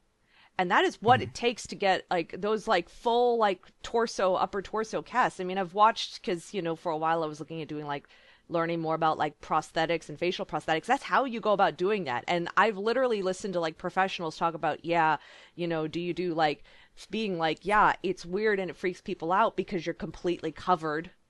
And, yes, you can breathe, that they're not blocking the nostril holes, but it can be very discomforting because you have to sit there and not move and you're encased. Yeah. And it's a very disconcerting experience. Yeah. To go through getting that. It's a necessary experience. It's like, look, anybody wearing, like these quality facial prosthetics, especially if they're extensive, or in the case with like Puritan in the Maxine film, it's because at some point they're going to do a thing where they have a puppet of her head. So they need it to look like her. This is what it takes to do it. So it's sort of it's a little bit of a look behind the cloth, behind the curtain, little Wizard of Oz. Yeah. We're going to look behind the curtain and remind the audience that it's not all glamour and hair and makeup. When you're in a film, there's some difficult stuff even your star actors have to do to look the part or exist in the film. Yeah. That's one thing that I'll say about this movie as well, just as an aside, is a lot of movies that are made that are like about filmmaking, especially like if it's like, oh, this screenwriter movie or whatever, like it feels like somebody who's blowing the community, who's blowing the industry when they make those kinds of movies, because it's all like super glamorizing Hollywood, and oh, look at me, I'm a screenwriter, look how difficult my job is, I gotta sit and think about the script, blah blah blah, or like, oh, look at me, I'm an actor, and I'm doing the acting thing. Similar to like how some writers will write a story about writers, right? Yeah. And in part that's because that's their job, and so that's what their life is, and like they write what they know, or they in the case of film, they film what they know. And so a lot of times people will come back to that profession and focus a story on that. This doesn't feel like that. It feels like it's about Maxine and her life, but it's not centered on like, oh, look at like the glories of LA and filmmaking or whatever. It's like we have this moment where we're, say, making a cast for this character to do a scene, and it's just kind of living that life. It's akin to Halloween, the original Halloween, where it's not about, say, like these people are like gratuitously nude or gratuitously having sex or whatever. They're just living their life. Yeah, Well, I love that, like, in the original Halloween, Laurie, like, pulls out some knitting while she sits on the couch. It's so absurdly mundane. Yeah. And that's kind of how this feels in Maxine, which is Mm, a very nice thing yeah. because there's that temptation to focus on like, oh, we're in film land. Look at it. Let's focus on this here. Look how awesome it is to do this. It's like, no, she's just like gooping Maxine up because that's part of the job. And then she goes to like take 10. Yeah. Um, It's it's so refreshing to see that. yeah, it's so mundanely authentic that it's unmistakable for what it is. And to me, it's I know I've obsessed about this before. To me, it kind of this film again encapsulates kind of what to me is so vibrant about LA, that you can have people existing, that you get that Hollywood glamour. You know, the moment in the film that sort of to me kind of really gets it is when they look up and that's the house from Psycho, and you know, or they have the meeting at the original like set piece that was the Bates Motel. Like there's that glamour of, oh, it's these places, we've seen them on the big screen, but it's also they're sets. They're sets. They're not necessarily fully existing buildings. When she runs into the Psycho house, you go see inside, and you're not standing inside a house. You're standing inside a set piece, Yeah. and there's a sort of it's so normal. It's Mhm. so plain. It's so non-magical, but it's the association of what goes in it. If we see this and this, and to me, that is so very Los Angeles. You know, just Except for some places, there are some yeah. places that are actually functioning. There are. Uh, There are. my my personal favorite is in Boogie Nights. There is a location called the Donut Prince, Mm-hmm. and it's where oh shoot, what's his name? I feel bad I don't remember his name.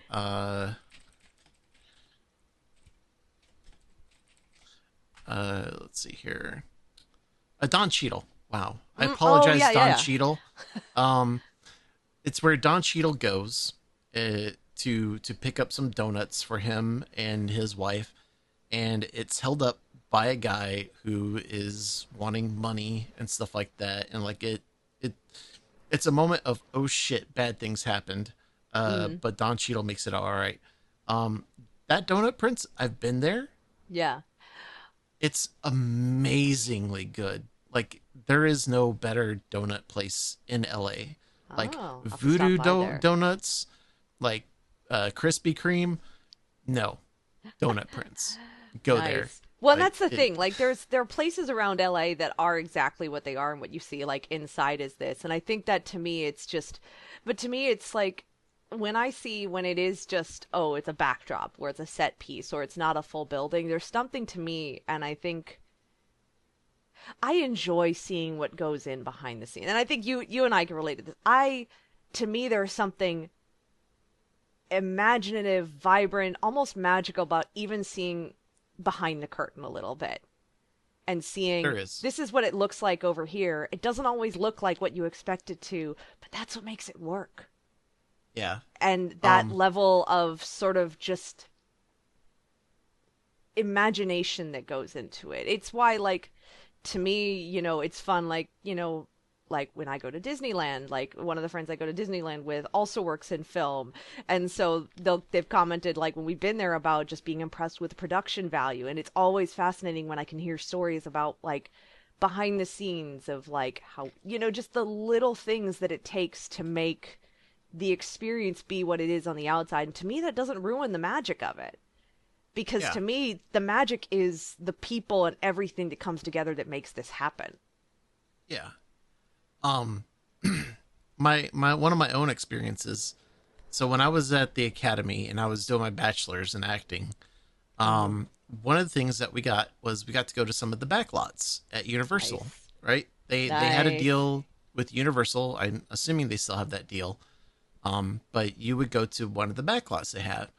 And one of the ones that we commonly went to was the same back lot that they used for the Good Place, where all the Mm-hmm. Froyo shops are, Yeah, I've right? seen that because I think the So tour that Universal Studios does also goes mhm, through a few of those areas. it does. Like Yeah, they have a trolley that goes to the side. yeah. So when you're in the main spot, there's like all these little stairs, and there's grass before the stairs, and then there's the froyo shops and stuff like that. Hmm. I know what's there. Inside those buildings is like a bunch of like planks and stuff like that, because it's just there for basic storage of whatever. And Hmm. on the other side of the camera, there's a it's labeled like chocolate shop, but if you go inside of it, it's actually just a bathroom. Yep. And it's really funny to me whenever I see that, because I'm like, I've been there, I've shot stuff there, I know what it's like there, Yep. and it excites me every time. Like I get hyped for it, because I'm like, I know that place. I think, that's and I the think wrong that's kind the of thing. It's chocolate why shop. people. I'm sorry. Very true. Very true. Well, and I think that's why it's like why people love to visit places where something's been filmed. Like people going to New Zealand, and I've seen where they've gone to New Zealand and gone on these hiking trips where they've visited all these spots where the Lord of the Rings was filmed, and it's like, other than Hobbiton, it's like the set pieces are all gone.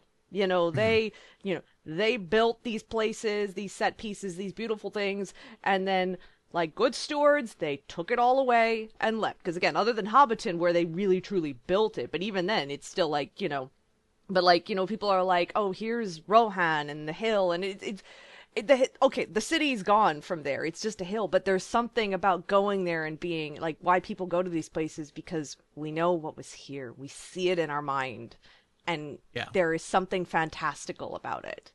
About being in Yeah. a place and being like, I know what's there, or like seeing it on a screen and it's somewhere you've been to and going, I know what's there. I know what's behind that wall, or I know what's around that corner, you know. Well, And I think that's why this film works, because it feels so much like LA. If you've been to LA, even if like it's not the exact same street, it just feels so much like I know that city that Maxine is walking through. Plus, New Zealand is probably one of the healthiest places to live. Oh.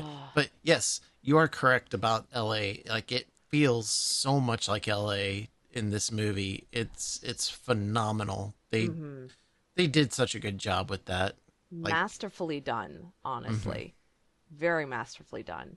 Especially considering, like the wide shot, I guess it's the drone shot at the very end, or chopper shot, whatever, however they got it, where I'm like, you probably had to go in and like make sure that there's nothing 2000 era showing up in the city skyline there. And yeah. but it's still, I'm like, yep, that's Los Angeles. Yep. That is LA. And I love it. I love it. I mean, I made a point of coming back here for a reason. So, Um, going so back to we- Maxine. yeah. So she sees the tape and she freaks out, Yep. and reasonably so, Yeah. because now she knows somebody is specifically after her. Yeah. And it's not Buster Keaton. Nope. He learned his lesson. He learned his lesson the hard way. Not anymore. Yeah. No. No. I mean, one would argue that within the context of film, she did a service to humanity. A field orchiectomy. Yes. So what happens next? I'm trying to remember the timeline a little bit. It gets a little.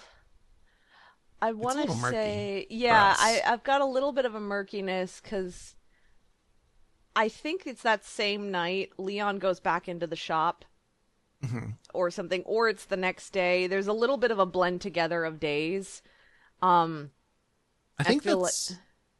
I think it's maybe when Williams and Torres find the bodies and are trying to get Maxine to like.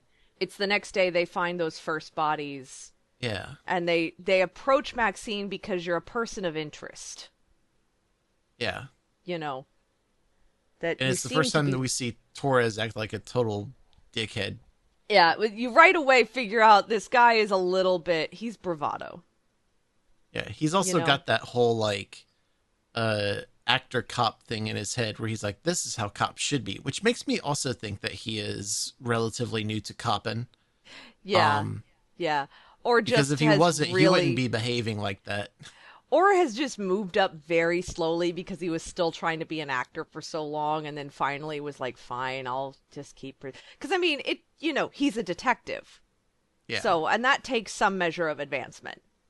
It does. So, but Um, he could be somebody who didn't take what he was doing seriously until he finally was kind of confronted with, you're not going to be an actor, sir. yeah. He may have had to come to terms with his mediocrity. And even then, he hasn't fully come to those terms. He doesn't even seem like he's the best at being a cop, and I think it's more just because the dynamic of he doesn't seem as focused Hmm. as Williams is. And Yeah. Williams clearly also is kind of better at reading people and approaching with nuance. Torres is a little bit like he's being a cop the way he perceives the world sees cops, which is, And I'd be I this think man.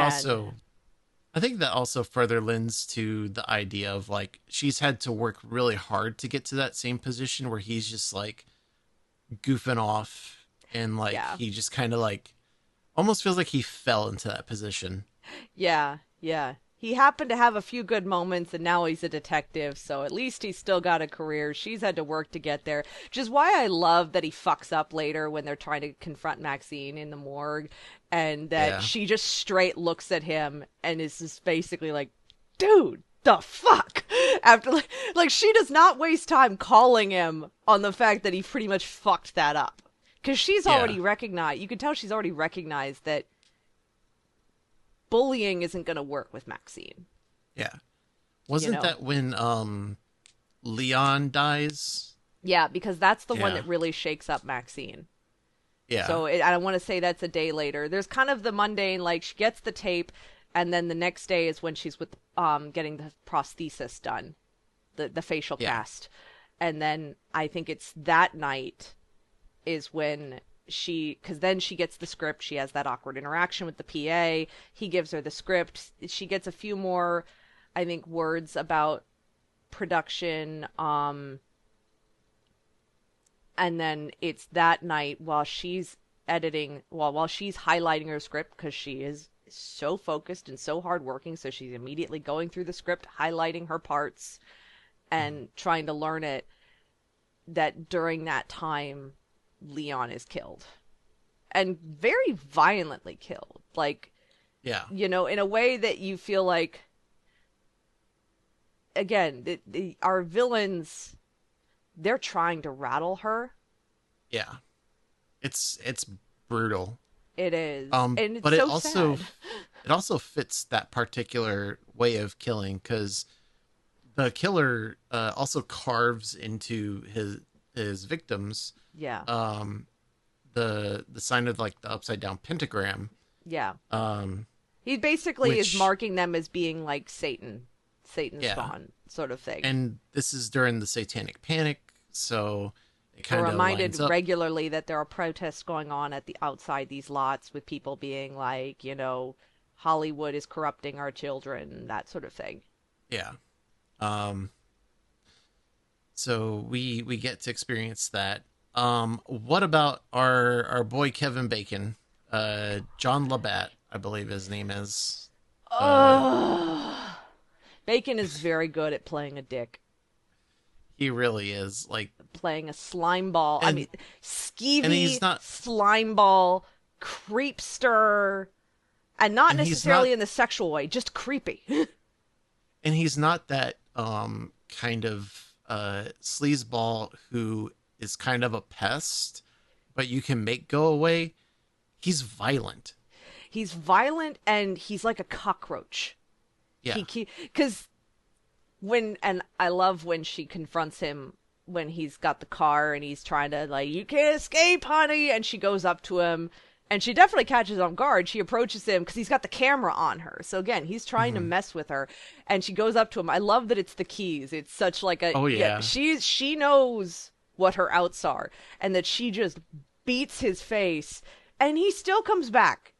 Like, Yeah. he's a cockroach. He don't go down easy. And he knows it. She literally put puncture wounds in his face by having an entire set of keys between her fingers and just repeatedly. It's not once. She's she laying into him about wails a on dozen him. times. Yeah. And she is, and it is called, no, she is throwing punches. Yeah, Like, she is not messing even around. without the keys, it's like that looks painful. You could take out the keys and she could still do damage. But again, Hmm. she is very independent and very like, I control my own, and don't you dare fuck with me or I will fuck you up. Yeah. And it's Um. not excessive. It's like she makes her point and then she walks away. Yeah. Um. And he still vows things at her as she's walking away, like, Yeah. because you know he's not going to give up after that, which most people would. He does not. I said Um. cockroach. And he knows he's a Yeah. cockroach. Like, this is a guy that part of what makes him so terrifying is he knows exactly what he is. Hmm. Like, it's funny because on the contrast, it's like he has no convictions. He'll go where the Yeah. money is, and he knows that. And in Yeah. that regard, it makes him scary because it's not that he's a believer, it's that he doesn't give a shit. Yeah. You know, he goes, this Um. person's paying me enough to make problems. I'm going to do exactly that. But even then, there's one scene in the car, I think after Leon dies, where he turns to the Jallo person and he Yep. says, "Are you sure about this?" Like even he's a little unsettled by some of the stuff where they're going, because I think after that he asks for like more money. Yeah. Well, to me, that also reads, especially again, when we later find out who our main villain is, it's almost more like a, seriously? Because he knows Hmm. what the relation is. And so Yeah. it's more like, to me, it's almost more of a, he doesn't give a shit, which is why he ultimately takes the money and does it, but it's almost more of a shock to encounter this social dynamic of, wow, you would do this to this person Yeah. despite their relation to you. It's more like he's being surprised by the depravity of humanity, but he doesn't care enough to do anything about it. He just decides that means it's going to cost more money and make him more money. And So hey, and I think can that I interject something real quick? further emphasizes how just depraved and sleazy this guy is.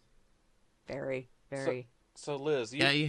back in the day, you were our resident costume person on our indie shoots, and one of Oh the my like gosh, those days. I do have to mention I still need to see Maxine, and I think if I've got the energy tonight, I might try watching it tonight now after You this, because should. it's like I wanted to see it for a while, and you guys are making me want to see it even more and more and more talking about all this.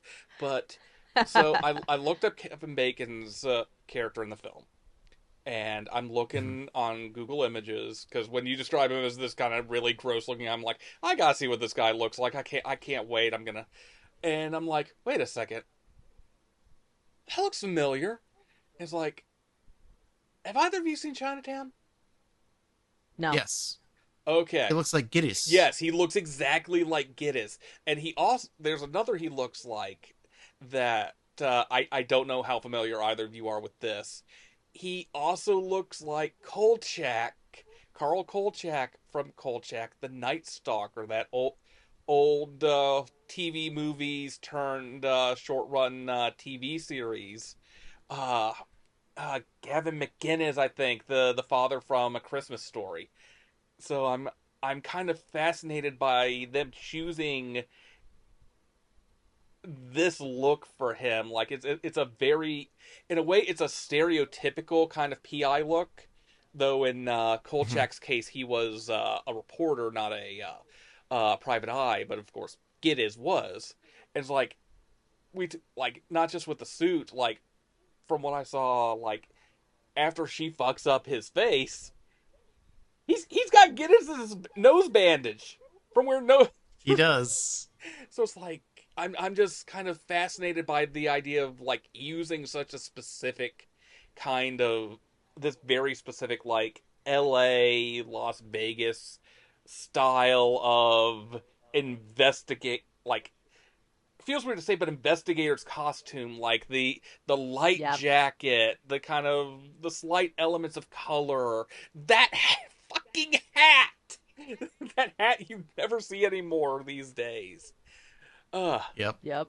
Yeah. It's very distinctive and I think lends to when you realize how creepy, how much of a dick he is. And it's that sort of a, like when you first see him you and kind of realize he's a private investigator, I feel like when I first watched it, I was thinking, okay, so is we going to get somebody who's kind of a pain in the ass because he's digging and digging and digging. And then you get, he just is straight up an asshole who's gonna fuck with her, so it lends this element of, he's like, oh. Well, not just that, but like he would hurt her if not kill her. Yeah. If he was paid enough, he would kill her. And he basically admits later that he's like, I have no qualms about breaking the law, about killing, about whatever, as long as the paycheck's right. I mean, he's, in that regard, he's a mercenary. Yeah. He is just, violence for hire. He really is. Yeah. And his confidence in that, if he knows exactly what he is, and he's got, I think the other side to it is he's got the intelligence. And that's what makes him so scary, because it's not just he's a thug. He's got the investigative side. He is an investigator. He is a private, he knows how to follow clues, put pieces together, to sneak in, to sort of charm his way into things. The way he talks to the waitress at the hotel restaurant, when the waitress comes up almost like she's concerned that Maxine, because Maxine looks so out of place in that restaurant, and he's just like, just get us the check. He knows what he's doing. Yeah. And I think that's one of the things that throws Maxine with him, is because now he's bringing up her past that she doesn't want to deal with, and this is somebody who also sees her and is going to match her. Yeah. And he does quite well. Like the next time they meet, after she gives him the teeth treatment with her keys, he chases her all the way up to, I think, the Addams Family house. It's the Psycho house. It's the Psycho house that they. Oh, the it film looks like says, the Addams Family house to me. But I just know they said in the film, "Oh, that's the film," because the film loves to shout out to other past horrors, and it's Psycho, and then that's the house that he chases her to. I must have missed that, because I saw it and I was like, "Oh, it's the Addams Family house." They do say it at one point.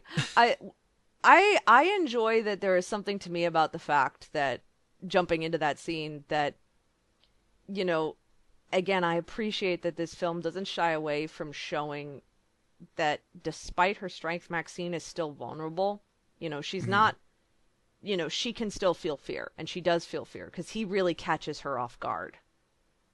And the one thing that saves her is just a friendly security guard who's like, "Hey, excuse me, sir, I think you're in the wrong spot. Let's go on a walk together." Yeah, security in the right place at the right time. And that realization as a viewer, and I think for Maxine, of realizing it came really close. And I think that's the point where she realizes, I'm really in trouble. So she's got to get her man, Teddy Knight, And Esquire, I on the love case. Teddy Knight's thug, his resident thug he brings in too. Oh, yeah. Like, just, okay. That whole sequence when she finally decides, because it's after she talks to Elizabeth Bender, and kind of Bender says, basically, you have the weekend, get your shit together, or I'm I'm finding somebody else to do it. And I love that that's kind of the turning point, and that Maxine's response isn't just, she gets her agent, lawyer, but I also love the glam up. Like, she goes into battle when it comes to dealing with that guy. And the whole, like, the makeup, the mask eye makeup, that whole, like, sequence of stuff from her getting ready and then going into the club and then luring him out is so cathartic. Yeah. Especially when he comes outside and suddenly they're all standing there just like... Yeah. And the glam, so it matches the 80s very, very well. It does. But it also reminds me of various, like, Viking and Norse shows that I've seen where they do the blue paint. It's very as warrior. Well. Like, that's, to me, I feel like it's very deliberately, they're giving her a warrior image of, okay, she's, again, and it's coming back to, of, yes, she does have weaknesses. She can be made to feel vulnerable, but now she's taking control again. Yeah. And oh my God, the end of of Kevin Bacon's character. Jesus Christ, it's terrifying. Oh my Um, gosh. That I'm not sure quite what's more cringe, when the blood comes out the side of the car door or when the guy lets the dogs go and they go snack time. and they lick up The glass. Yeah, yeah. Well, I Like think they there's make bits it. of glass. They don't really show the glass didn't stand out to me in that as much as it was that they were supposed to be eating the pulp and the blood. Well, blood was there, but I didn't see any pulp. It just It was looked like like glass pulp to me. shards to me. Oh, it looked like pulp to me. Like Um, leaking out the bottom of it because he just gets crushed. yeah. But before that, it's funny. Like Maxine and him have that same talk, that final talk, and she's like, I thought you were an atheist. uh, Yes. and then like it leads into him like at the end as the car is starting to get crushed in the car crusher, I know. him starting to pray. I know. Like it's his Um, last ditch, but as a viewer, you're meant to kind of sit there and be like, dude, that's not how this works. yeah, and he's trying everything to like buy his way out of it and whatnot, um, and it's just straight up not happening. Yeah. Um, because they know like if they let him go, even if he initially cooperates, he's going to try to get revenge, Yeah. and he's going Yeah. to try to kill them. So As like long as it's he's over. being paid, he will be a problem. I think at And that point, even if it wasn't for pay, he would be trying to get revenge on them. he dislikes her now. Like he has a Mhm. genuine like kind of an it's he doesn't I Personal. you get the yeah, it's personal because if he doesn't get her, then she's the one that got away. And so Yeah, it's personal, but it's personal almost in a regards to how he sees himself professionally. and Because it's like it's an insult to him that she's gotten an upper hand on him. it's a stain on his pride, and I think that there's a degree of like emasculation in that as well. Yeah. Since a lot of this film and the trilogy has a lot of like feminine and feminist like layers to it, I think given how incelly he is, Yes. um, he, Yeah. that hurt male pride is And he can't is have something that. yeah, he would try to kill her. Which is so it's Um, so contrasted to in that moment, in his final moments when he's being watched by two men and a woman, and there is just a total like she's the one in charge, you know, her agent and his goon are literally just backing her up. I think Teddy says to her, you can go home. We got this. Yeah. Like do your thing. He's you know? very like he's very much the I got the like you get the impression that he's very much he's the kind of lawyer and agent that really does go above and beyond, because it's called if you're one of his people, he will take care of you, even if Yeah. that's covering up crimes. He's He just he's seems the so agent. he's so at ease with just go home, focus on your work. We got this here. He's the agent attorney you want. Yes. Gives Yes. a new Yeah. meaning to the phrase homicide attorney.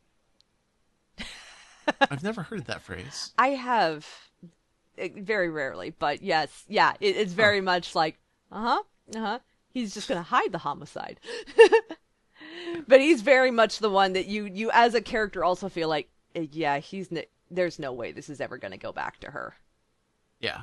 He knows how to bury the bodies so they never get found. Yeah. And And speaking, oh, sorry, go Oh, ahead. go ahead. I was going to say, and speaking of bodies, throughout this whole thing, we've had bodies appear. Most of them being fellow peers to Maxine in the adult industry. Yeah. Some of whom are actually not just from that industry. In fact, the lady who started in the first Purifier Puritan. was the latest one. Puritan, sorry. Yeah. I was getting Puritan and Terrifier confused. I was gonna say, Um, not but- to be mistaken for each other. yes, this one's good. That one's bad. Yep. So the lead for Puritan 1, who's come back for Puritan 2, it has also told Maxine, yeah, there's like a party up in the hills, and this produce like the same story that all the others have given. So Maxine knows what's up. And I think she gave her a little advice, She but I gives her don't some remember. advice. She does try to give her some advice on working with Bender, Mhm. Elizabeth Bender, because at that point, you know, like Maxine had shown up late that day to the set. You know, she was supposed to be there at a certain time, but that was the same day that they found Leon's body, and so she was late coming in. And so, the director kind of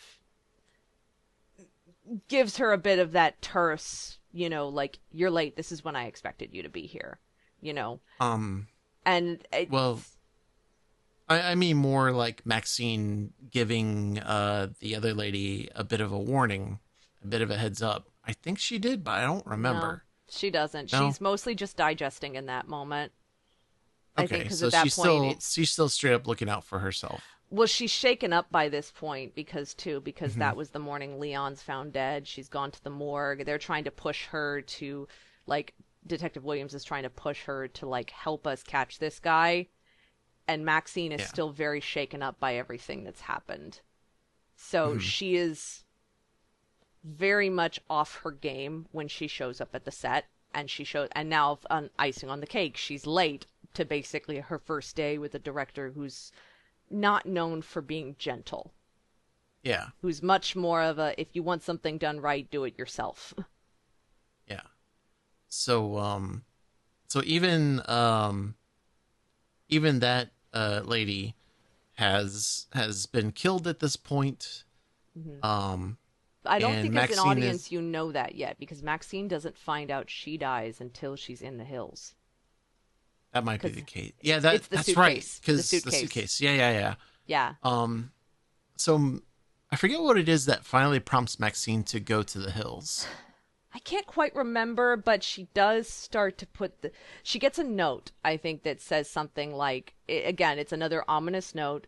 And at that point, she puts together that she's heard these parties in the hills. I think the note just has an address in it. And the That's address right. is Hollywood Hills. And that's when she goes, wait a minute. I keep hearing people talk about the hills. And these people who've all talked about it to me, except for this other person, she knows have turned up dead. So it's where she's starting to connect that something's not right. Because she's Yeah. gone home just like her agent has told her to do. Her agent lawyers told her, go home, rest, take it easy. And this is when she gets home and she finds that note and realizes there's something else going on here. Mhm. And that's when she turns around and goes back because, I think there's an element of, are these connected? She's starting to see a thread of connection here. And I think at that point, she's starting to see that what Williams has kind of already recognized is that she's the linchpin in this. That something about this is coming back to her specifically, Yeah. you know, So to where so she knows she she has to confront it. Because if she ever yeah, wants it to stop for her, she has to confront it. So it's still born from a very personal motivation. yeah. But, it kind of leads into everything culminating, which is great. Like it's really well done. It's Yes. her living life and these threads that seem initially kind of disconnected from each other start to form together. Yep. It's a great example of good screenwriting and like multiple A plot, B plot, C plot kind of deals that bringing the story together as one. Exactly. Um, Yeah. so she heads up to the hills. Um, I don't remember everything that happens there as far as like the initial bit. There's kind of a process of that she has to ride. One of the girls had mentioned before of, oh yeah, the only way you can get to this house is via like this little tram or like lift Oh, that takes you up there, and so there's sort of a build up of, okay, she sees the lift, now she's got to take the lift up, she gets to this big house, it's this bombastic door with this big bold design on it, opening it up, stepping into a house, climbing up a stairway. It all builds up to when she gets to the room at the end of the hallway yep. and walks in and looks over And lo and behold, who does she see behind, sitting at a typical vanity makeup desk? Watching a video of her as a kid. Yes. Yep, as a child. Saying that phrase. Yep. Her dad. Her dad. That pastor. Yep. Which, I want to point out something I noticed about it this time watching. Go back and watch it and look carefully. It's very interesting to me because in that moment, he's got the tissues in the neck, in the collar of his shirt, like he's doing stage makeup. He's doing makeup like he's going to be going on camera. So kind of that sort of mocking parallel of her trying to be an actress, of him putting on his face. But it stood out to me when I watched it. I paused it and went back and looked at it. The makeup on his face makes his face yellow, and you can actually see his neck is a different color from his face. Ooh. It's like, and it's ugly. But it's a very yellow hue to his face. And it was an interesting thing to me that it's just a way they are also playing with color and design in that moment, because it's like a mockery of film, of like he's putting on his makeup for his big scene, but it's a mask because it doesn't even, like it's such a mask, because when you look, you realize that there's a differentiation, a very distinct color differentiation between here and the rest of his neck. And it's very yellow. It's very unnatural. It's sickening looking. It's very fake looking. One thing that occurs whereas to me, like when he's a televangelist, right? So yeah. Yes. So like I'm not well versed in makeup design to know what color makeups you'd want for what stage lighting, but does that play a role in it? And does that say anything? Maybe it's one of those things where I think it's just I couldn't tell you exactly, except that it seemed to me this time watching it that it was just a very deliberate way of sort of him mocking her. Even if it's not that he's intentionally doing that, like, I'm going to mock what she's doing, but visually to the audience, it's meant to kind of be portray his sort of mockery of her and what she's chosen as profession. Yeah. But also to kind of piggyback off the idea of televangelism, like, they have kind of shitty tastes generally when it comes to things like looks and dress and appearance and all that. Like, it's in a sense their own vanity. Yeah, and in that regard, but it's interesting too because the yellow becomes even more evident later when he takes her outside. And it stood out to me this time watching it, I'm like, oh, his skin is yellow, and you really like unnaturally so. Which I think lends to the element of, he talks about demons and satanic panic and this, but who's the real demon in this situation? Yeah. And I think that's part of it, is it's sort of visually cueing the audience of who's the real monster here. And we find out that he is the Jallo guy. Yep. That he has been stalking her. Yeah, he's been following her around. Maxine accidentally, as I think she's either trying to get away or like she's starting to back away, she knocks the suitcase that he has set up over, and it's got the body parts of the other actress, purified actor. The other Puritan. Yeah, Puritan. Terrifier's trying to take over your brain. Go away, Art the Clown. Please. Also real quick, means, to just one slight tangent back to the yellow. Do either of you know what giallo means? I mean, it means yellow. Yes. Yeah. In Italian. And their novels, their pulp novels, would even have yellow as like the main bit of the cover. Yeah. It all comes so together. That would fit thematically. Yeah, that and the very yellow appearance to him.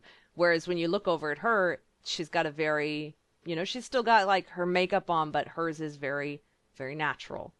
Almost glowing, almost glowing, given that she's also got the blonde hair. So there's a very visual duality going on here. Yep. Of seeing that, it's very intentionally, I think, is meant to show how twisted he is. And make sure that you have no qualms about why she ran away from that life. Yeah. So she gets knocked out somehow, and then she wakes up tied up to a pole at a pool in that area, surrounded by cultists, which is ironic because they are Christians who are against the satanic things and whatnot, and yet here they are sacrificing people who are generally innocent. Yeah. Presumably all of them are innocent Another odd of parallel. crimes. Yeah, another odd parallel in this moment, too, is the makeup the cultists are wearing. Because before we saw her in kind of her warrior mode with the red mask, eye mask essentially with her makeup. And this time, it's not just theirs is a cross on their face, but they've still got the same, but it's black for them. Mm-hmm. So, and again, just another visual parallel of now her Funny mask enough, is off, but they have their masks on. So I know that this movie's taking it a little more seriously, but weirdly, this moment with like the cultists made me think of that scene in Django Unchained, I've not where seen that. it's where all the guys have dressed up in their KKK uniforms and they're gathering together, and they're like, "We can't see in these," and what they start complaining at each other. One of them's like, "My wife worked real hard on these, so you need to knock it off," and blah blah blah. For some reason, like every time I think of this scene, I think of that scene, because I kind of half expect some of those cultists to have a moment where they break away from the reality of the scene that's going on and kind of go and say something like that. Yeah, Where you they're like, almost are expecting. "What?" There's enough similarity. Yeah, I kind of expect one of them to be like, "Hey, you know, like, are we the baddies?" Which is another movie reference. Yeah. But they proceed. They're filming. One of them has sound stuff. One of them has the camera and whatnot. The preacher is doing his preaching because this is his ultimate moment. Yeah. He pulls out a branding iron and is going to brand Maxine unless she confesses to being a satanic demon. Yeah. And then bang bang, ba ba ba ba. Detective Torres comes out, and then Detective Williams comes out, and then a gunfight ensues. I was gonna say they literally come they out hold guns them at a-blazing. gunfight. They hold them at gunpoint. And then one of the cultists eventually tries to sneak pull a gun and ba ba ba ba. Yeah. And then Suddenly all the hell breaks cultists loose. are armed. Because of course they are. Yeah, all the cultists are armed and firefight starts going.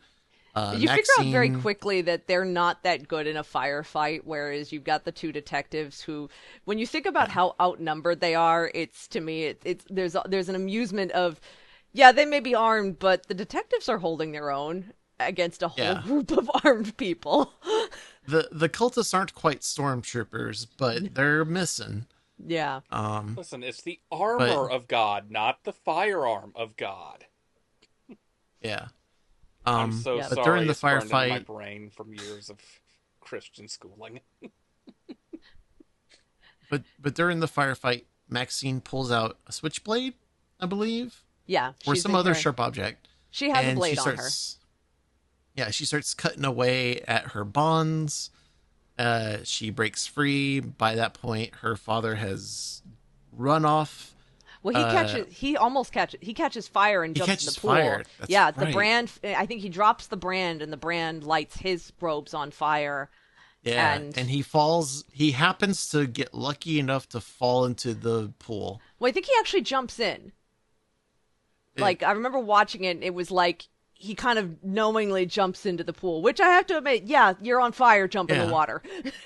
You know. That makes sense. For some reason, I remember it as being like he catches fire and he kind of like finds his way into the pool. Yeah, it's sort of like panicked but semi-deliberate, like he knows what he's doing. But there's also one cultist who does fall into the pool because they try to grab her. Yeah, they try to grab her, and she ooh, okay. That's one of the more brutal kills. Just because I can feel it when I think about it. It's when she's in the pool because the cultist has dragged her in and he's about to try to kill her, and she takes that switchblade and sticks it up his nose. And it's Yes. like, oh, And it's in the water too, so it's just yeah. suddenly a cloud of blood Wait, Dave, around where him. does she get him again? Right up the nose. It's Right up the Chinatown nose. again. Yeah. It could be another reference to Chinatown, but she doesn't pull it sideways. She No. jams it all the way in Oh, like an ice pick. Yeah. Yeah. oh. She's Yeah. very to the point and direct. Like she don't mince words. Like her switchblade. Yep. I was hoping one and of you she would pick doesn't up on pull that it. pun. Yeah. And she doesn't pull it out either. She just leaves that guy dead floating in the pool. And so when she gets out, I think now, by this point, the cops have started chasing after the preacher. They're all gone. And Detective so she Williams starts, is the last one she sees going into the hills, but Williams says, "Stay here, Yeah. we've got him," or something like that. Yeah. Williams, of course, the detectives think because they have now dominated this mass of cultists that were armed, that don't worry, we've got this. Yeah. Leave the civvy out.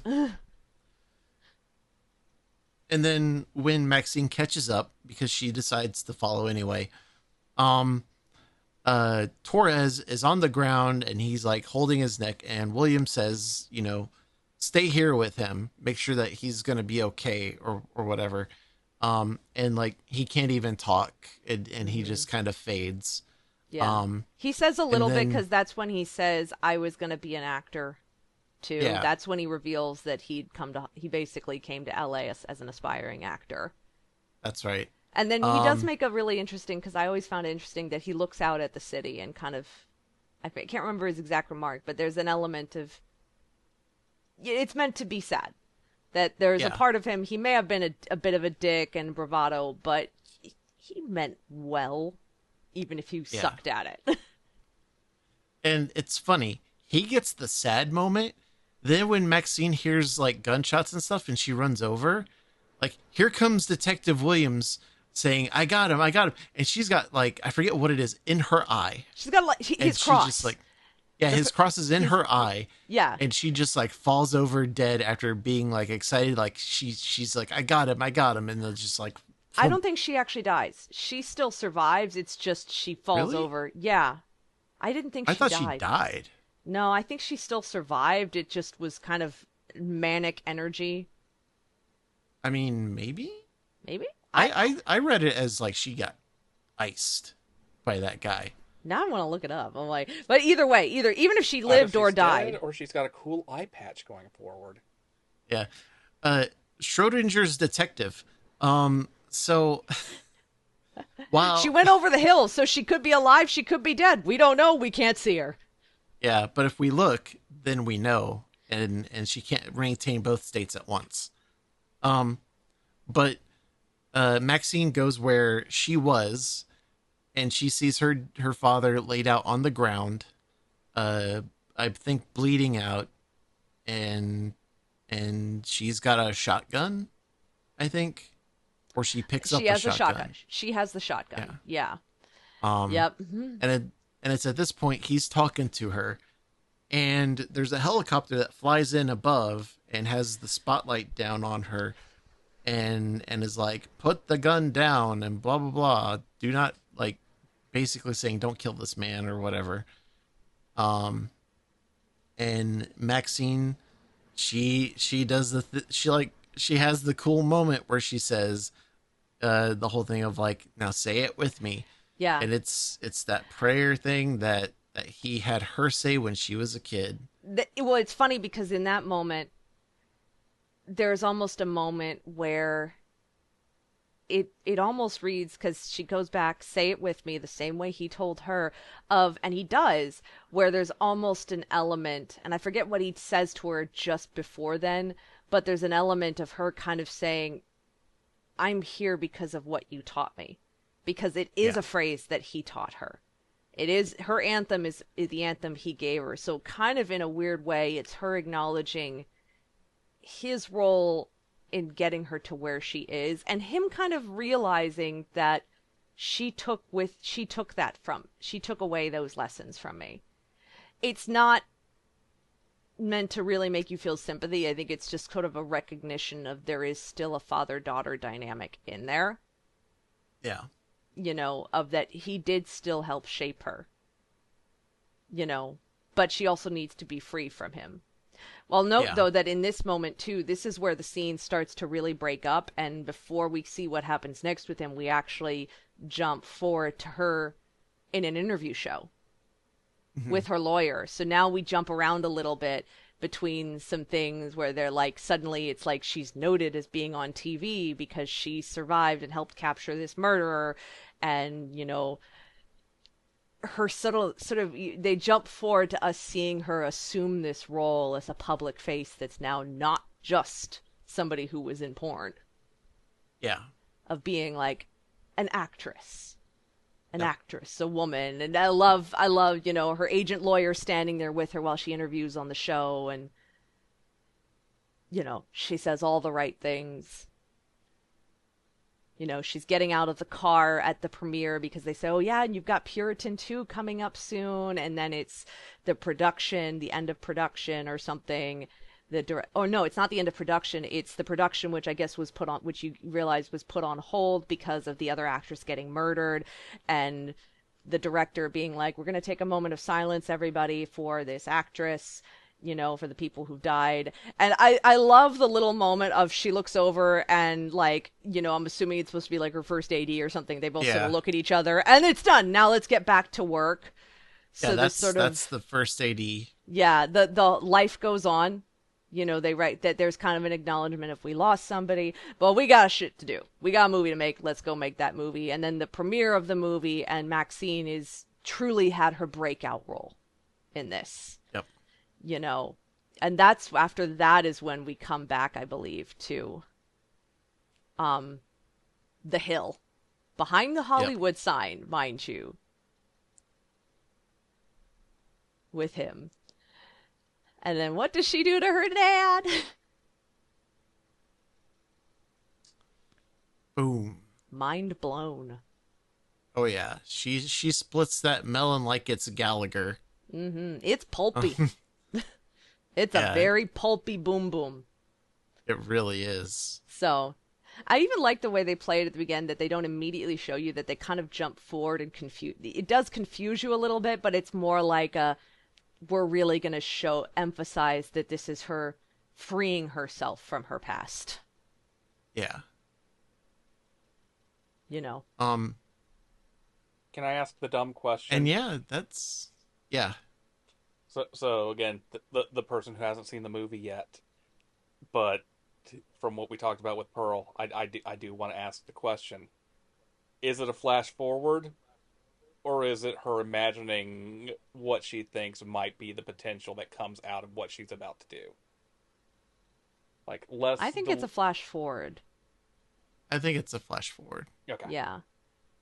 Yeah. There's such an ownership to it and kind of the way they shape it.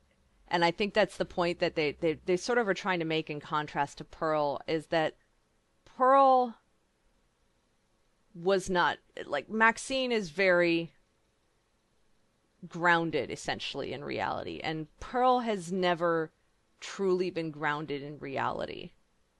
Yeah. You know, for whatever reasons, you know, from the nature of how she was brought up, how she was sheltered. And so she's never been totally in touch with the reality of what she's aspiring to. Whereas the contrast is that Pearl thinks she sees herself in Maxine, but Maxine knows what she wants, knows the world's going to fight her for it, and she's going to fight the world to get it. And she's going to take it. Because she won't, and she won't accept being told she can't have that. You know? Yeah. And that's Maxine. It is. We end. I love the final shot of the film, that it's not just like, let's pan on LA, but that as we pan on LA, they come to where it's supposed to be the Hollywood sign, and instead it's Maxine. Yeah. To me, it was just a little fun tidbit that I'm like, yes, I see what you are doing, film. So, And for the sake of the fact that we're ending on Maxine and we have the uh, drone flying up into the sky, I want to highlight a couple of projects that Mia Goth has coming up. That's all right. yes. Well, because these So, were this trilogy has kind of been treated. I've read it, like I was doing some reading on her, and this has been kind of her breakout of yes, like pushing this is beyond what her. she's done previously. This is her big breakout. Because she's had like a few things. Before that, A lot of um, indie. I think most notably before the X Trilogy would be like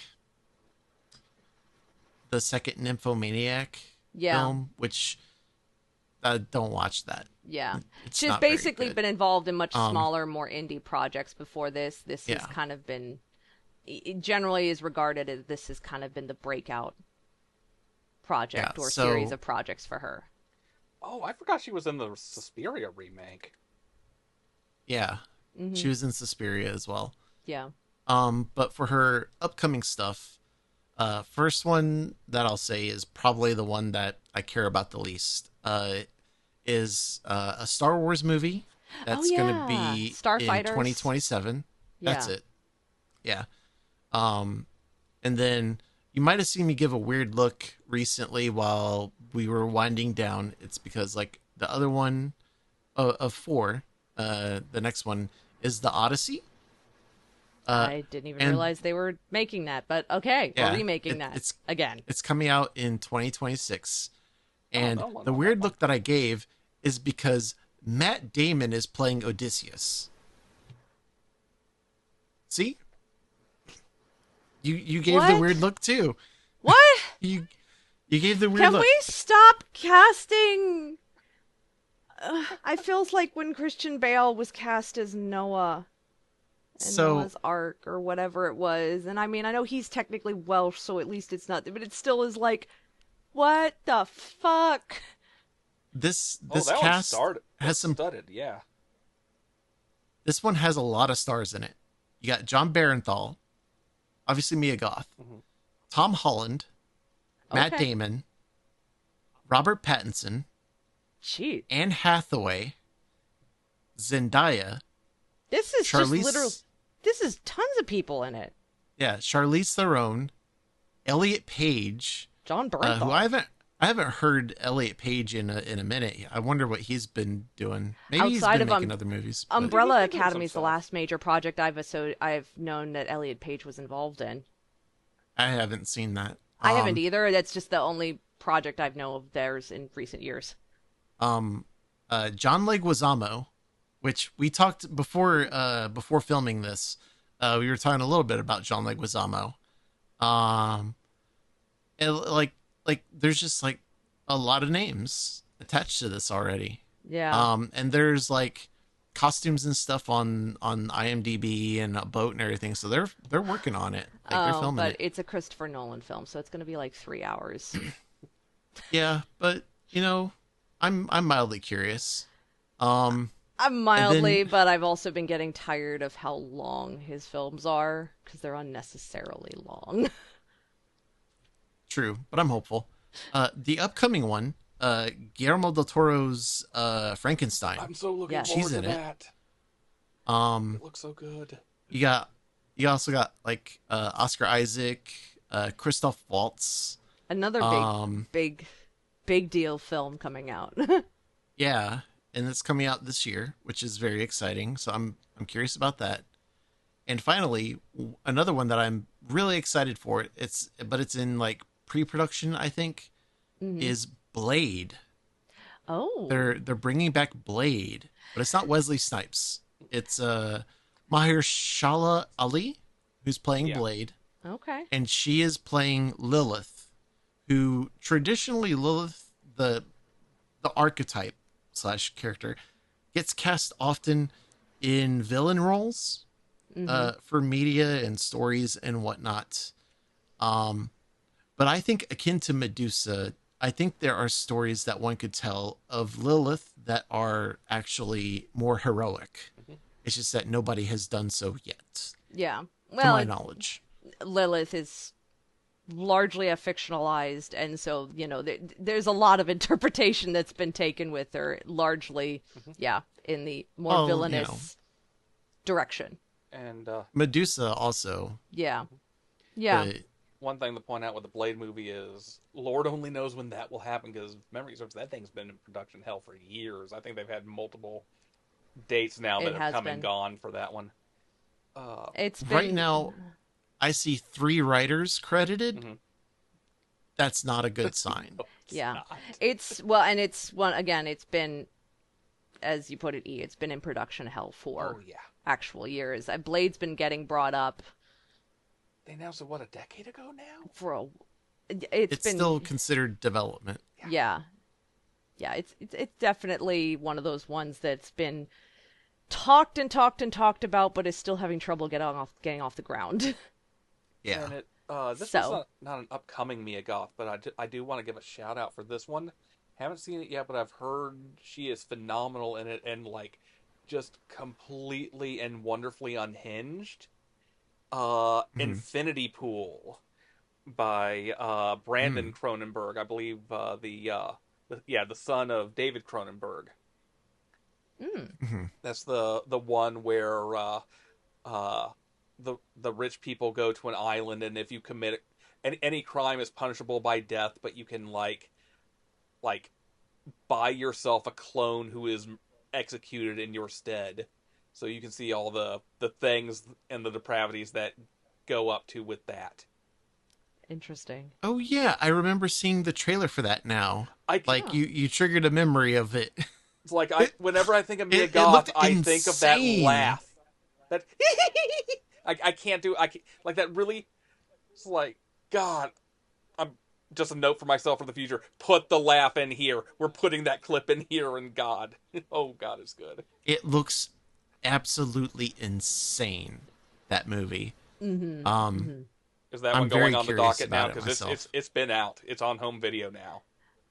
I'll have to look into it. If we can remember. Yeah. At the very least, at some point, I'll see if I can watch it just to see it. So, but yeah, after everything with the X Trilogy, Mia Goth was not a name I knew, and after this trilogy, I mean, it's like, she's bravo. everywhere now.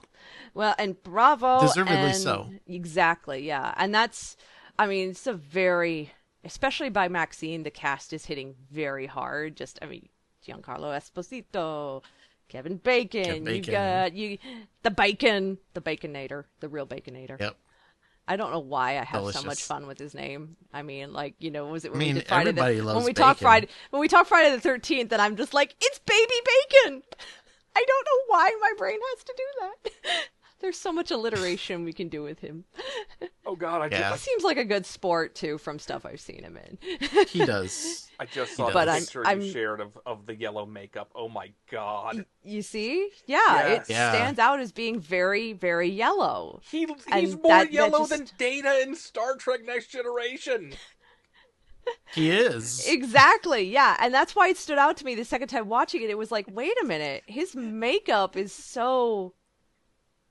and it looks cakey too, and I mean, I think all of that's very intentional too, is to give him that it's like monstrosity. It's like Data got old and developed a patina. Jaundice Data. Oh my God, yes. Liver failure. So I can't. But yeah, after seeing X Trilogy, though, Mia Goth is somebody, shout out, because I'm excited to see her in bigger and bigger projects and other roles. She's a standout. We stand Mia Goth. Fantastic performer. Knows how to... Hopefully she's a good person. Yes. We hope. We can only hope. If we have to edit it, in case she's not a good person, we disavow. We just happen to be all assholes. Yes, please don't be watching assholes, you, Mia people. Goth. But we literally, we are literally watching her. So, but yeah, that was Maxine, and that brings us to the end of the X Trilogy. Now, funny thing I did was reading some stuff regarding this. And it has been floated, I guess because it's a Ty West film, it has floated the idea of creating more within this universe, which I'm a little bit on the fence about, because do we really need that? Or is that just trendy right now to build up universes? Whereas the X trilogy to me feels so like... It's complete. Exactly. We don't need more. We don't need more. Detective West Ty survives, West. and we get her, or Detective Williams survives, and we get her and her awesome eye patch. Yeah. Ty West, if you're listening, if you're watching, first off, thank you. Please subscribe or follow, whatever, right? But 2, please don't do that. Your trilogy is just Masterful. fine. It's it doesn't need anything more. You don't need to add to it. Do the right thing. Leave it alone. But we'd love to It's see good. a different set of films or even trilogy in a different world. Yeah. Masterful. Show us new stuff. Yes. Show us new stuff. Give us more themes and whatnot that we can grasp onto and talk at length about. Yeah. Do that. Yes. Leave this world alone. Yeah. This It's story fine. feels so complete that I'm like, why would you make any more? Yeah. It doesn't listen need to any more. studios. Yeah. Studios will Ignore say the we need studios. more because it makes money. Don't Yeah. listen to them. No. Tell them no, and if they decide to go forward with a project like that anyway, you come out and you say, "I'm not part of this. I chose not to do this. They're choosing to go forward with it anyway. Trust me. And Don't do it." I'm going to take an aside here to say the other thing that's truly refreshing about this trilogy is it's original. It's not a reboot. It's not a remake. It's not a sequel. It is something I feel like we don't see nearly as much as I would like to anymore in film, which is, a story over 3 films or 3 stories, but that are truly original. They draw inspiration from all over the places, but this isn't based off anything. We're not retelling something. More emphasis on we're not rebooting something, because I don't mind basing new stories off of prior books or whatever, or I don't even entirely mind like considering, like, if you go to like a story, like a movie that was maybe from like way back ago, like I Am Legend. Well, technically The Last Man on Earth was actually that same story.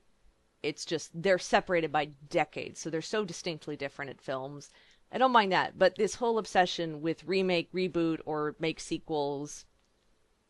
Look, I'm going to accept that Spaceballs is getting a sequel, but that trailer was everything I love about Mel Brooks films. I do. And It's the search for more money. And it's a Mel Brooks thing. One, he cited Spaceballs 2 in the first one, search so for that was more all money. the search for more money. Also, it is very on brand for Mel Brooks to make fun of all the reboots and sequels by making a sequel 30 some odd years later. That is literally on brand, Brooks, and I love that about him. I did find it a little funny they left off the animated series that was like on Spike or something. They did, Well, but you most know. people might, a lot of people might not know about it. It pointed out what we've gotten in the meantime that people do know, which when you see it all quantified that way, just literally blew my mind. Like, we've gotten this many things, this many Star Wars things, this many things. We've gotten 37 Marvel films. And at this point, I'm just like, I'm dying. I'm dying. So, but refreshing about the X trilogy is just how original it has been. That and Sinners. Good God. I gotta see Sinners. That's So I gotta refreshing. see Sinners. That's on my watch list. So, well then, now that we've come... y'all gotta watch Sinners. That movie is prime beef, awesome. My friend and I are planning to do a watch amazing night film. of that, so no worries. That's literally on the plans, But anyways, stuff. now that we have now covered the X trilogy, we did not think we were gonna have it become a 2-parter, but I love that we had so much to say about it as we dove through this bit by bit by bit. In the meantime, though, Dave, where can our Voidwalkers find you? Ah, wonderful. Y'all can find me at twitch.tv/sheriff_Flynn. I have been doing a little bit of miscellaneous things, but I'm getting back onto the Pathfinder game again. So you'll see a little bit of that. I'm also on YouTube, Sheriff Flynn, all one word. That's 3 Fs. Um, and I upload stuff from Twitch onto there, for the most part. How about you, Liz? So I am on Twitch. There's Lady Hyacinth 57. That's numbers 57, and Hyacinth as in the flower, but no, not from Bridgerton. I used Hyacinth before Bridgerton was a thing. I don't know why it's become my new disclaimer, but my name has nothing to do with Bridgerton. We have to cover Bridgerton at some point now. You know that, right?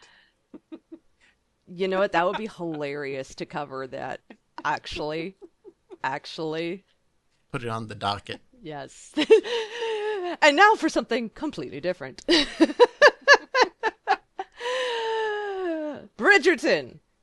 Well, okay, that aside, but yep, Lady Hyacinth 57 on Twitch. I am also on YouTube under the same name, Lady Hyacinth 57, but not really active yet. I'm just migrating Twitch content over to there, so keep an eye out because I will start putting more stuff there actively, but right now I'm just catching up on years of content and highlight videos I have over on Twitch. Been lately delving back into a replay of Song of Horror because it had been several years since I played that. And then in between that, doing a little bit of Blasphemous.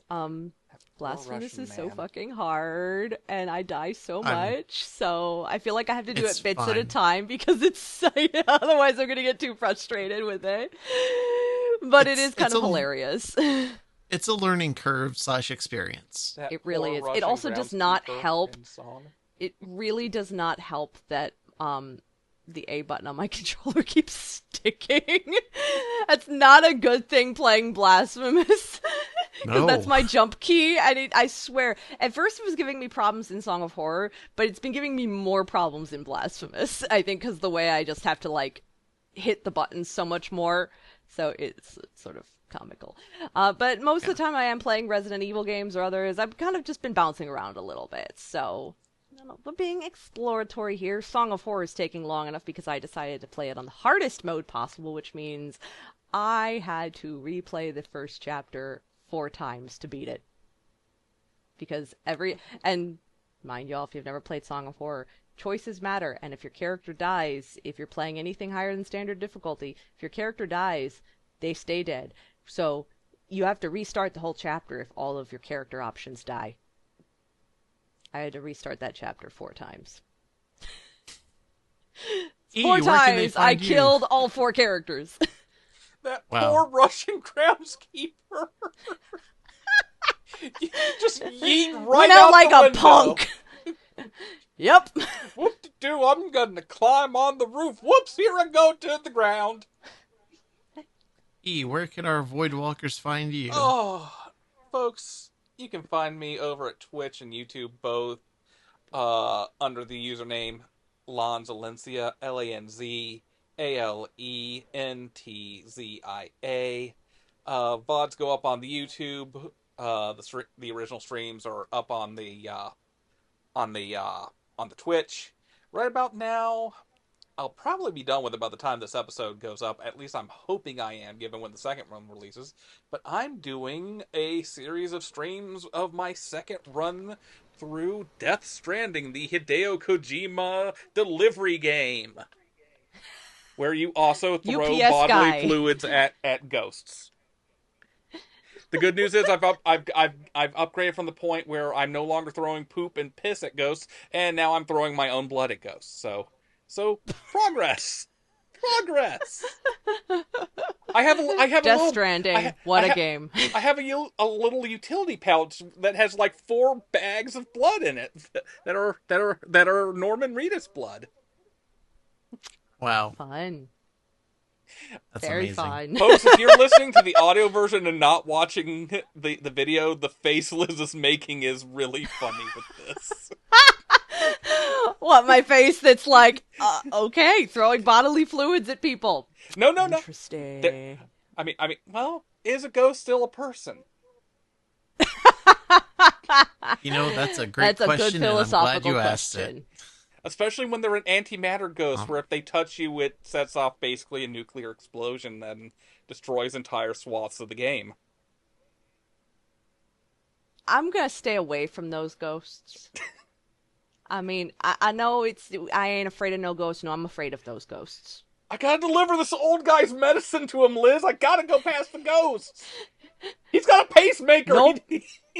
Nope to the ghosts. The pacemaker dude can just fend for himself. But then he'll become a ghost.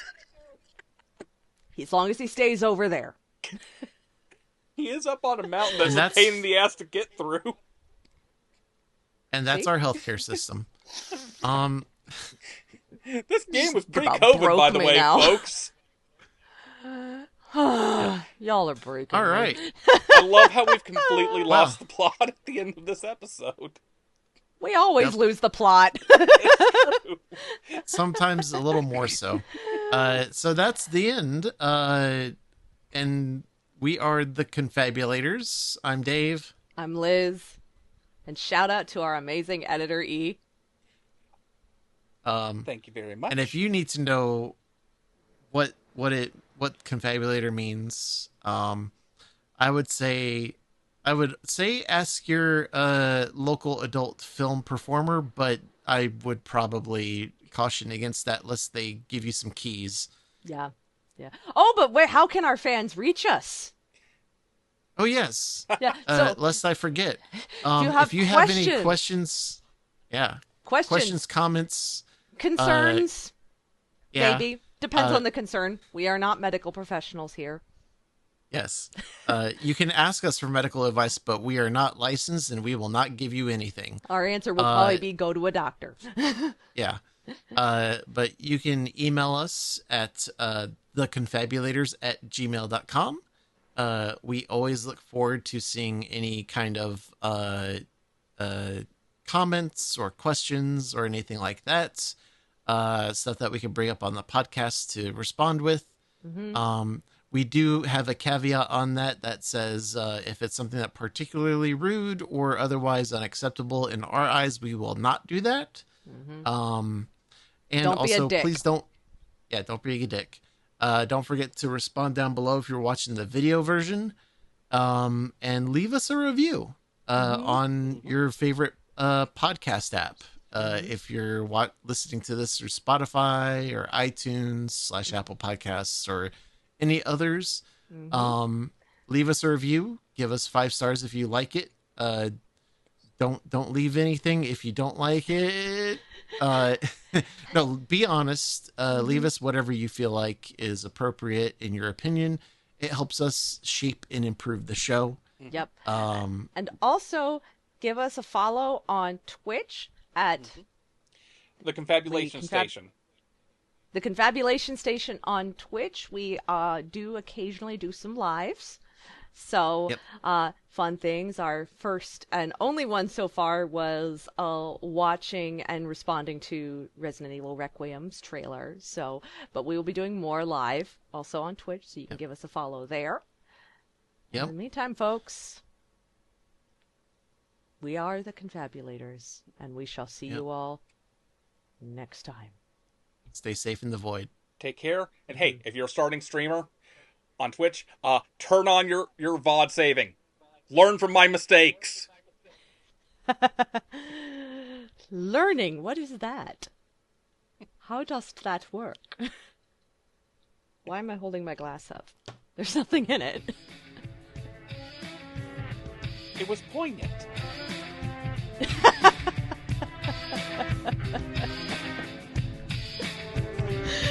We're so weird. But that's why people will love us. Please love us. Okay, we better sign this out before it gets too awkward. Peace out, folks.